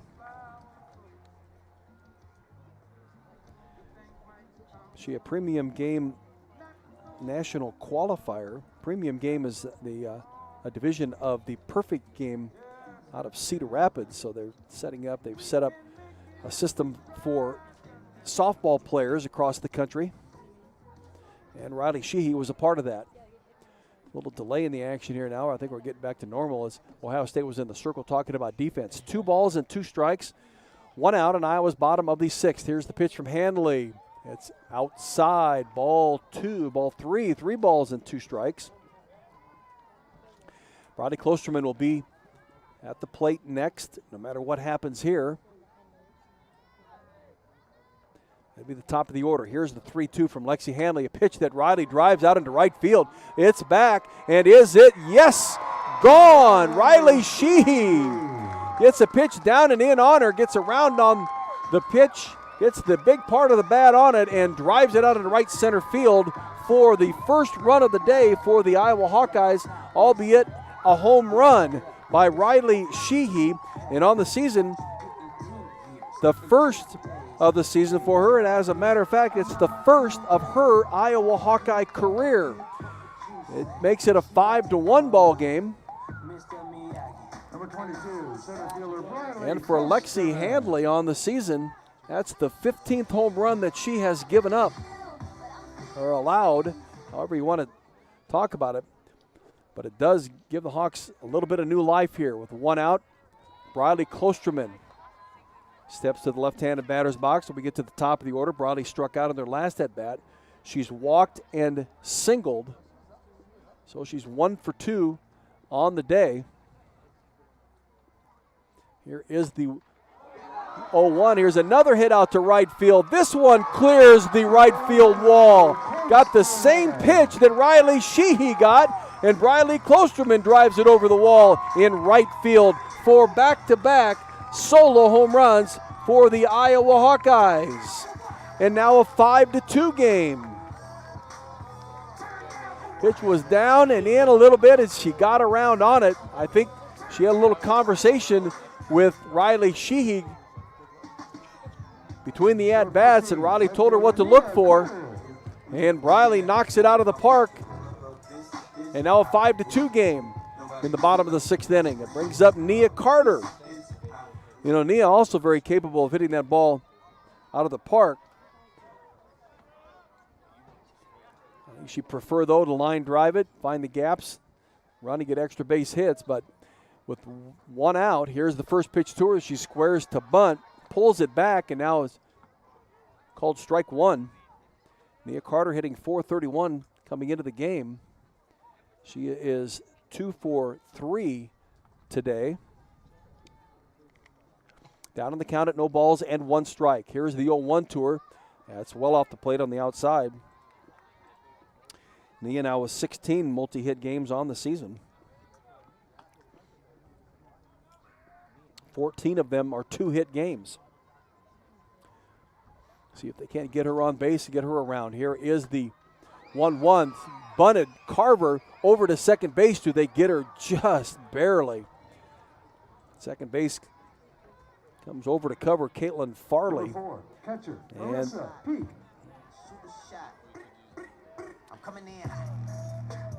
Nice play by Ohio State to get the speedy Nia Carter. 2 down. And it brings up Marissa Peak. Came in to pinch hit for Tristan Doster in the last at-bat for the Hawks, back in the 5th inning. She struck out. But for Peak on the season, 286 hitter, 20 hits and now 71 at-bats. That strikeout was the 13th of her season. Here's one that out to right field, driving the right fielder back. It's in foul territory. She makes the catch and trips herself on the grass in the dirt, diving forward, but makes the catch in foul territory to end the Hawks here in the bottom of the 6th inning. But Iowa gets 2 runs on solo home runs from Riley Sheehy and Bridie Klosterman, close the gap to 5-2 heading into the top of the 7th inning. Ohio State 5, Iowa 2. This is Iowa Hawkeye softball from Learfield. There's a sense of pride that comes from the life of a farmer. How many people can say they have a famous tan named after them, or be known for their wave when they drive past neighbors and strangers alike on a 2-lane road? Whether it's a farmer's tan or the farmer's wave, we are proud to be known for a lot of things. We feel that pride every night at the dinner table, knowing we feed our family and yours. Iowa Corn is proud to be on the sidelines cheering on the Iowa Hawkeyes. In Iowa, we grow corn, but the truth is, corn grows Iowa.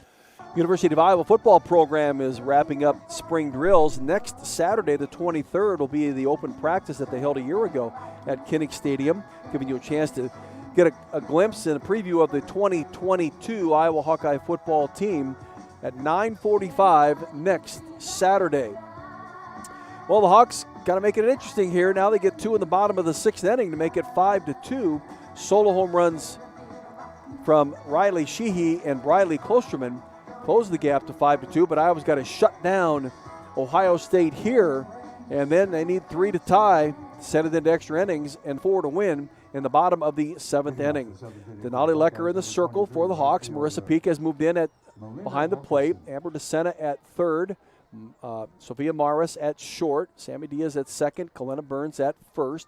Riley Sheehy in left. Bradley Klosterman in center. And Nia Carter in right field. It's the top of the order. Melina Wilkinson, who was 0 for 3 on the day, steps in the right-handed batter's box. Facing the sophomore, Denali Lecker. Here is the first offering tour that she'll fouled on the right field line and out of play. Wilkinson, a freshman from Greensburg, Indiana. 346 hitter coming in. That'll certainly drop today with, she's 1 for 3. She's singled in her first at bat. Here's the 0-1 from Denali, and it's down and away. So it's 1 ball and 1 strike. 29 hits in 84 at bats. 5 doubles, 8 triple, and 2 home runs. Evens the count at 1 ball and 1 strike. Denali Lecker getting the pitch call from the dugout. Looks at the chart on her wrist and now pitches the 1-1 to become 2 balls and 1 strike. That up and in.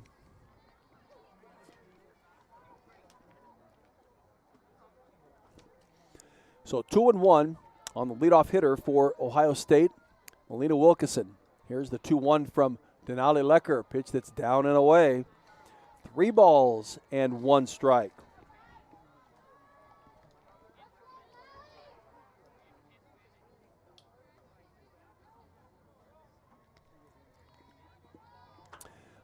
Leadoff hitter Melina Wilkinson. Here's the 3-1 from Denali Lecker. Here's one that's hit between to the left of Amber DeSena, to the right of Sophia Morris.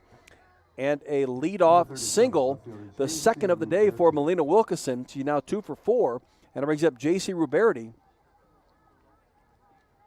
Ruberti has singled, grounded out to second at Sammy Diaz, and got on a fielder's choice, so she's 1 for 3 in the day. Ohio State leads this game 5-2. We're in the top of the 7th. J.C. Ruberti, the left-handed senior left fielder. Here is the first pitch from Denali. It's down and away, so it's ball 1. Ruberti, a 304 hitter coming into the game.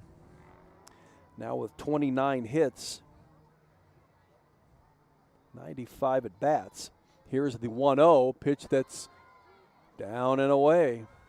Denali with a big smile on her face, thinking that was probably a strike.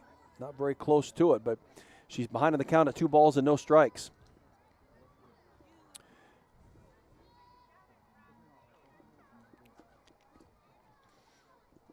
Here's the 2-0 from Denali Lecker. To Ruberti, she squares to bunt and bunts it foul.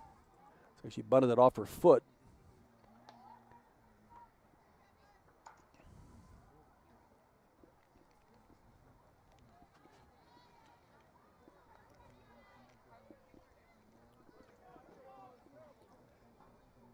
So 2-1 count. Here comes the pitch from Denali Lecker. And again, she squares to bunt, looks at strike 2. Evens the count at 2s. Runner at first and Melina Wilkinson, who just singled to start this top of the 7th inning. J.C. Ruberti, the senior left fielder, at the plate. She's got a double, ground out, and on the fielder's choice. Here's a swing and a miss. And a strikeout for Denali Lecker. That's the second strikeout for Denali Lecker since she came in the top of the 6th inning to relieve Emma Henderson. Pitched to 2 batters, got a strikeout and a flyout. And now she's given up a single and now another strikeout. 1 gone, Ohio State's top of the 7th, and it's Samantha Hackenbrack. She's 2 for 3 on the day. Here's one as she'll dribble right to Sophia Morris. Got to go to second for the force. They won't get the double, but they do get the lead runner. Nice play by Sophia. She had to go to her right to get it. She knew she wasn't going to have much time to get it to second base to Sammy Diaz, but she does, and there's 2 gone. in Ohio State's top of the 7th. Brings up Nikki Carver. Carver 0 for 3 on the day. Hawks have done a nice job pitching to her and getting her to get into simple outs. Here's the first pitch from Denali Lecker. Pitch that's down and away, so it's 1 ball and no strikes. The Hawks come to the plate. In their bottom of the 7th inning, Kalena Burns, Denali Lecker, and Sophia Morris will be coming to the plate for the Hawks. 2 gone, 1-0. The count on Nikki Carver. Runner at first. Here's the 1-0. He hits it to right field over the top of Sophia, or of Nia Carter, and it hits the top of the building that houses track and field equipment. And Nikki Carver just drilled a 2-run home run. A line drive, 2-run home run out to right field. Number 1, third baseman Mackenzie. It's 200 out there in right field, probably about 205 to 210 in right center. And she hit it about 240. But nevertheless, it gives Ohio State the 7-2 lead on the 2-run home run by Nikki Carver. And for Carver, that's the 10th home run of the season for her and the 27th of her career.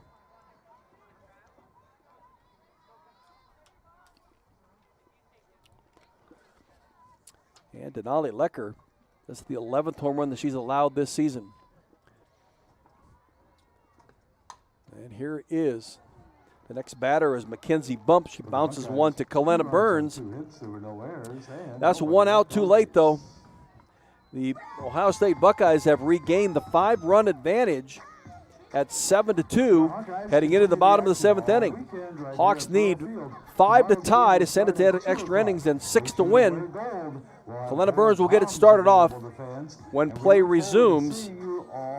Ohio State 7, Iowa 2. This is Iowa Hawkeye softball from Learfield. Have you heard about this new type of television experience from Epson? It's called the Epic Vision Ultra Laser Projection TV. It combines a new type of laser projection technology along with a unique Epson Silverflex screen to produce an epic 120-inch 4K Pro UHD picture that's up to 4 times bigger than a traditional 60-inch TV. There's no better way to watch live sports, and watching Iowa basketball play live on this big, bright TV is simply awesome. If you're a sports fanatic like me, you need to check this new Epson TV out for yourself. Visit Epson.com/TV to learn more.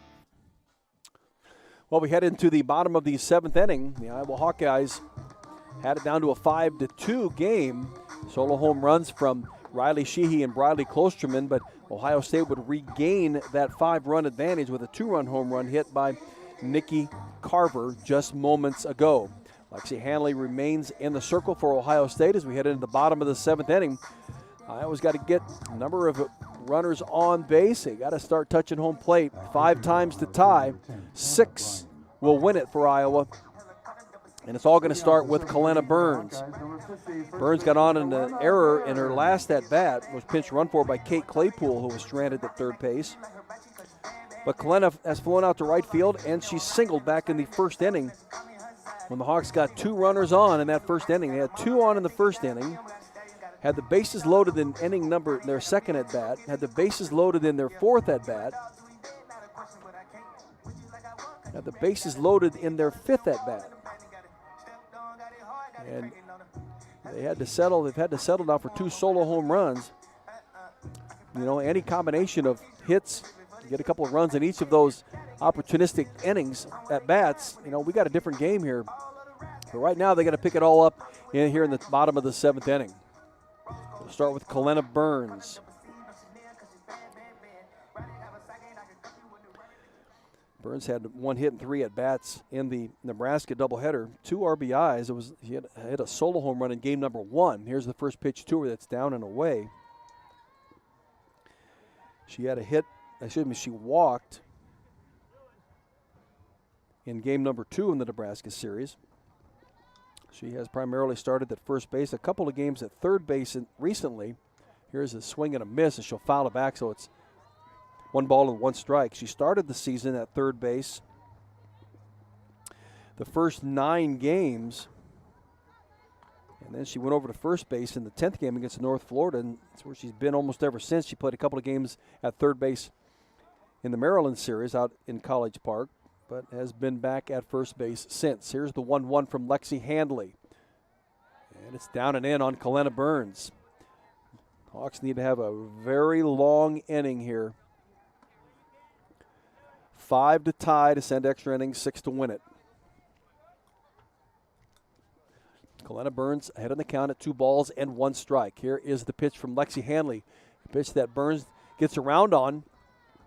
Fouls it down the first base line and out of play. So it evens the count at 2 balls and 2 strikes. Kalena, also from Corona, California, in the Bay Area of San Francisco, next to Pleasant Hill.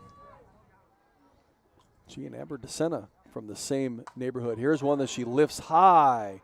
It's going to drift out into the outfield. Coming in from right field to make the catch is Melina Wilkeson. Number 5, pitcher. And that Denali is the Lecker. first out of the bottom of the 7th inning. Denali Lecker will step to the plate for the Hawks.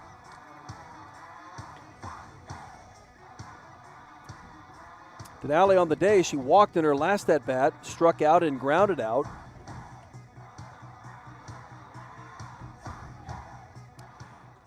Denali batting .275 coming into the game.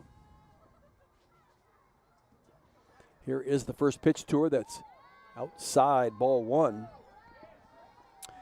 The last hit that she had was in game number 1 of the Minnesota series. She was 1 for 4 in that game. She also got a hit in the Drake game, a solo home run that won it for the Hawks. Here's the 1-0 to her. Called strike 1, 1 ball and 1 strike.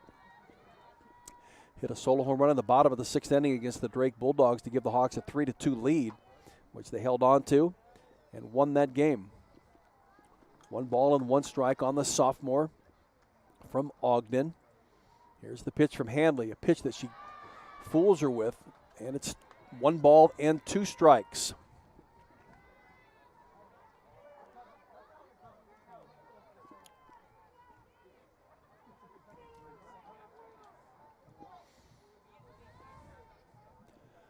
One and 2 on the sophomore from Ogden. Here is the pitch from Handley. One that she gets up underneath, hits it to dead center field, pushing the center fielder back, and it's gone.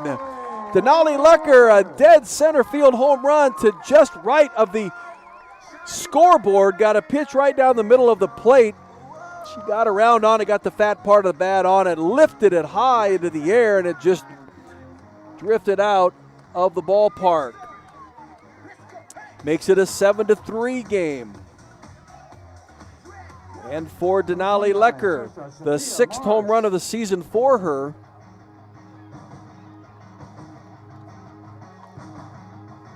Gives the Hawks a little bit of new life here in the bottom of the 7th inning. Just keep chipping away at it. Brings up Sophia Morris.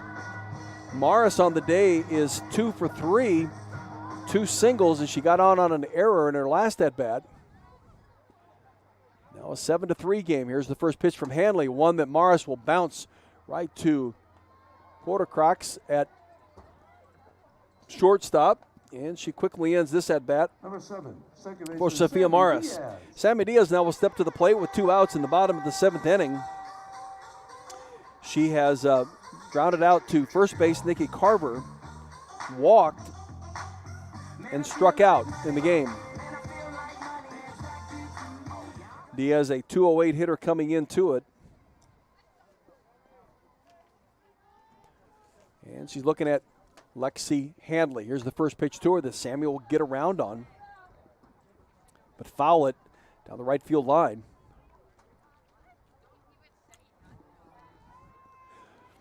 No balls and 1 strike, 2 outs. We're in the bottom of the 7th. Hawks trailing 7-3. Denali Lecker with a 1-out solo home run here moments ago. Here's the pitch to Sammy Diaz that bounces in front of the catcher. Will be ball 1. Infield playing at about normal depth, as is the outfield. I mean, they know they can sacrifice a couple of runs here and there in this at-bat. Hawks need to get on a consistent string of hits right here. Here's the 1-1 that is outside, so it's 2 balls and 1 strike. Sammy, a year ago, started 26 games, playing in 33, had 14 hits and 63 at-bats.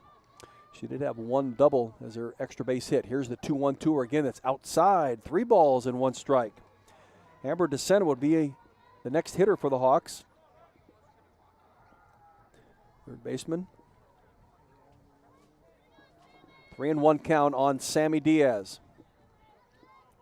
Here's the pitch from Lexi Hanley. Pitch that she hits out to right field. Will it stay fair? It does not.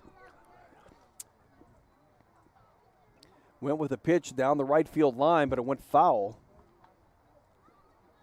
And so it's a full count now on the sophomore out of Cypress, California.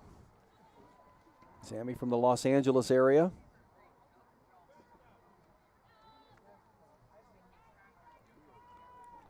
And a full count on her with 2 outs. 7-3 the lead for Ohio State. Lexi Hanley here with a 3-2 pitch to Sammy. A pitch that, again, she gets around on and fouls it down the right field line. She has fought off a bunch of pitches in a number of at-bats here.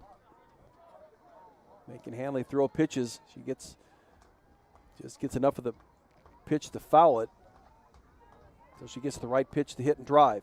Here again is a 3-2 from Lexi Hanley. A pitch that she hits out into right field, and it's played beautifully by the right fielder. She was shallow out there, and a line drive out to her to make the catch, Melina Wilkeson, and that will end this softball game.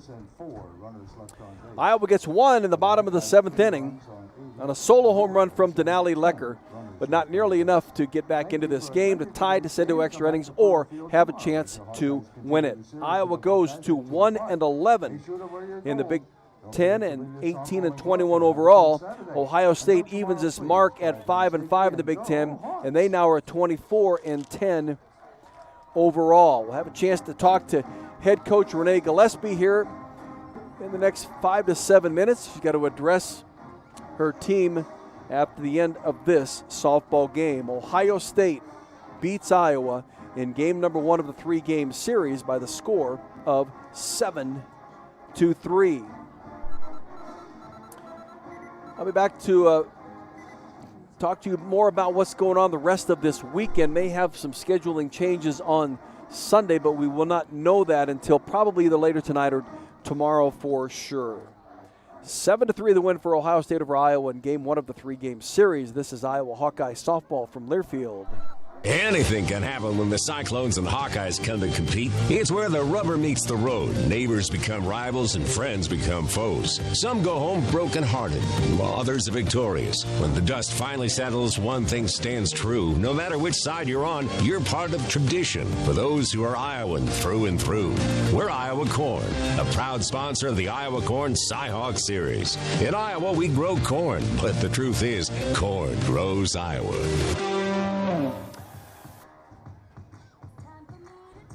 So game 1 goes to the Ohio State Buckeyes by the score of 7-3. Ohio State with 12 hits. Melina Wilkeson had 2. Sam Hackenbracht had 2 with 2 RBIs. Megiotti had 2. Kaylin Kaufman had a hit, a 3-run home run. 3 RBIs. Nikki Carver with a 2-run home run and 2 RBIs as well. Those were the big blows for Ohio State. They scored 2 in the 3rd inning, 3 in the top of the 4th, held a 5-0 lead till we got to the bottom of the 6th inning when Riley Sheehy and Brodie Klosterman hit back-to-back solo home runs for the Hawks to make it 5-2. But then Nikki Carver with the 2-run home run in the top of the 7th inning to make it 7-2, and Denali Lecker with a solo home run in the bottom of the 7th inning to make the score 7-3, and that's where we stand at the end of this game. Lexi Hanley went all 7 innings, picks up the win, goes to 14-6. Gave up 8 hits, 3 runs, all of them were earned. 5 walks, 7 strikeouts. She faced 34 batters, throwing 140 pitches. Devin Greer took the loss. She now 3-4. She went the first 4 innings for the Hawks, gave up 8 hits, 5 runs. They all were earned, facing 19 batters and 54 pitches. Emma Henderson came in to throw an inning, 2 hits. She gave up and a walk. And then Denali Lecker would finish it for the Hawks, throwing 2 innings, giving up 2 hits, 2 runs. Both were earned. That was the 2-run home run hit by Nikki Carver. And Denali struck out 2. 7-3 the win for Ohio State over the Hawks here in game 1 of the 3-game series. Game 2 scheduled for tomorrow will go on as planned at 2 o'clock. There is the possibility that Sunday's game will move to later tomorrow afternoon as part of a doubleheader tomorrow because Sunday's weather is to be rather wintry. Chilly temperatures, wind chills, and the chance for rain and snow precipitation. So they might move it to a doubleheader tomorrow. But the first game tomorrow will still be at 2 o'clock no matter what. It is a radio game. It'll be on AM 800 KXIC. I'll have that broadcast for you about 10 minutes before the hour of 2 o'clock. And we thank University of Iowa Hospital and Clinics for sponsoring that game. And I'll have a chance to talk to Matthew Brolier, who is the team physician for the University of Iowa Hawkeye softball. Head coach Renee Gillespie on her way up here. We'll have a chance to talk with her shortly. I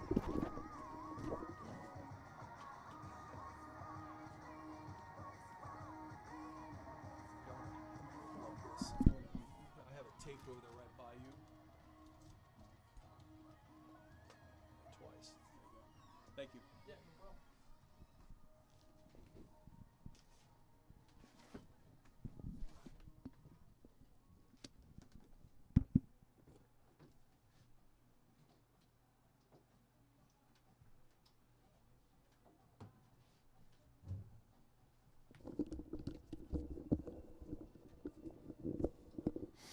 So head coach Renee Gillespie is making her way up here to the press box. Talk about this 7-3 loss the Hawks suffered against Ohio State today. Had a lot of opportunities. They just certainly didn't take advantage of them or even partial advantage to make it even a closer game. Game number 2 tomorrow at 2 o'clock. We'll know more about the Sunday game either later tonight or tomorrow. And head coach Renee Gillespie has made her way up here. Coach, your thoughts about some opportunities that just didn't, come to a close. You had the bases loaded 3 different times in different at-bats. Yeah, I mean, we talk about a difference of a catch ball in the outfield, a couple pitches here and there. That's a difference of ball game. Being able to have those home run hits when you got bases loaded or that clutch hit when you have bases loaded. Those are the little things we got to continue to work on. But I was proud of how hard they worked today and realizing they were out there and they were fighting the entire time. And you're seeing progress. Devin Greer did a nice job in the circle here today. And I think at the time you took her out, I think it was at the right moment. Yeah, I mean, she pitched a great game, and they were coming through the third time and seeing her for the third time. We able to bring Emma in and get at least an inning and a half out of her, which was great. And then with Denali coming in and closing, I thought that was a great combination today. And again, it's just a pitch here or there, and that's what we're working on. The pitchers are getting better, and we're seeing a lot of offense finally. Interesting, even in practice, can you simulate having the bases loaded and put pitchers out there and go through those situations? We do. Just like our bunts, as you can see, we can't get a bunt down, and we practice that every day. So, it's just being able to stay focused and do little things right. And it's tough being able to losing these games that we're losing, but as long as we're seeing progress and we're seeing them getting doing the little things right, we're happy with them. Progress is made, because Ohio State is a team that's been receiving votes in the top 25 around the country. That's a pretty good accolades for them at the time. So this Iowa team continuing to make baby steps. It is for the most part, but taking steps. It is, and what you saw the picture today was she was a transfer. She's a 5th-year senior from Auburn, and she's got a lot of good stuff. And seeing our girls just being able to fight and being able to get bases loaded. I mean, we left 11 runners on, but being able to get in that situation, put us in that situation for a hit here or there is huge. So we're getting there. Yeah, talk about let's talk about the home runs hit today. The 3 solo home runs. Denali there in the bottom of the 7th inning. Boy, she got a good pitch to hit and she put it out. She did. Well, and you got to look at Riley Sheehy. That's her first career college home run, and we got a kick out of it because in practice she actually in the batting practice before the game she actually hit one out. So I think she had the mentality, and she knew she could do it, and it was great to see her have that first career home run. Yeah, interesting. And then, of course, Roddy Klosterman. I wonder if Klosterman and Roddy Sheehy didn't have a little conversation before Klosterman came to the plate. Yeah, it's good that they're talking to each other. You know what pitch to look for. Yeah, right, exactly. Yeah, and Klosterman just jumped on it right away, which was great to see. All right, Coach. Well, tomorrow we've got game 2 beginning at 2 o'clock. Yep. We'll talk to you We'll then. keep you posted on time. Yeah, that'd be great. All right, thanks. Thank you. Head Coach Renee Gillespie with comments on today's first game of the 3-game series loss to the Ohio State Buckeyes by the score of 7-3. So, again, tomorrow, for sure at 2 o'clock, we'll have game 2, and it'll be a radio game on AM 800 KXSA. I'll have that broadcast at about 10 minutes before the hour of 2 o'clock, and we will know more later this evening about whether or not Sunday's game will be moved ahead to Saturday and make tomorrow's second game a doubleheader for second and third game. So thank you for tuning in here this afternoon. I'm Jerry Koala, and we'll talk to you again tomorrow at about 10 minutes before the hour of 2 o'clock for game number 3 of the Iowa-Ohio State 3-game series.